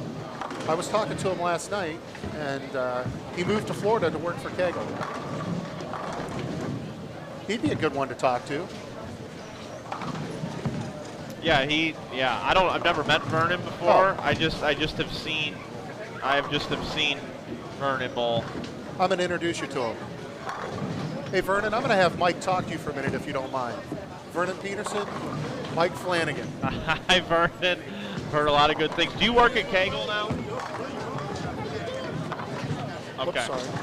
You should join us up here when you get a chance, next segment or something, when the ladies and the seniors bowl. Perfect. Yeah, Vernon will join us later, so that'll be a real treat. Yeah, he's an interesting guy to talk to. He looks like he's from Boogie Nights. He's got that look about him. Yeah. He actually just bowled the Paragon Open tournament that they just had up in Michigan somewhere. Oh, Grand Rapids, the Grand Rapids area. I think that's Bill Orlinkowski's neck of the woods. Okay, guys, Sam Capizzi came up over there and he struck. He's got 139 in the 6th. So he's probably still up in the top 10 unless he had a Capizzi's bowling over on this pair, right over here. Chad Roberts just missed a spare. Looks like he may be struggling a little bit here. The good thing is, even if you are struggling a bit, when you've got 15 games, assuming you can make it to the top half, you can, in fact, get yourself lined up and make a run just like John Heath did last year.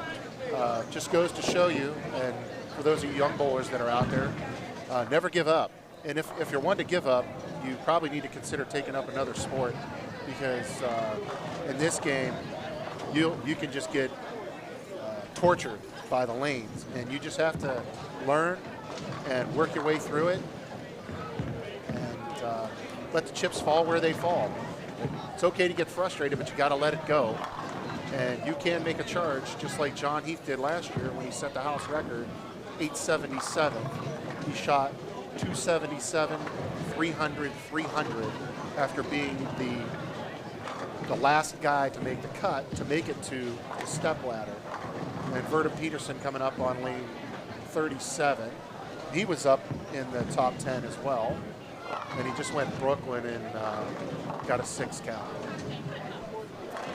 So all day long, we'll bring you this this coverage, and you'll be able to see the standings down below on the tabs as they begin to appear. And we're also working on being able to bring you the scores in other ways as well. So hang out with us, and this action will continue to get better as we dial this thing in all day. Today is just Saturday. It's the qualifying portion. We'll have a lot of guests in and out of the booth right now. Mike Flanagan here with you from InsideBowling.com, joined by Pete Barta. Matt Turek is on assignment, working on something for us right now as he has left the booth. We're watching our Skycam, which oversees 3 pairs. Gives you an opportunity to see the bowlers as they come through the house and see how the contrasting styles attack the lanes. Hey, Mike, I'm sorry. No, that's okay. This is just game number 5. So, we're about halfway through, just a little bit of coverage left. But in case I forget, I just want to thank you, Pete, for coming in here and helping us with this. And we look forward to hopefully having you in the booth a lot this weekend whenever you can come in. You're welcome. I really enjoy it. Something else I wanted to bring up that may get some of your people chatting over here. This is an interesting issue that came up recently. I'm going to leave names out of it, but bowlers throwing bowling balls that are on staff that haven't been released to the public yet.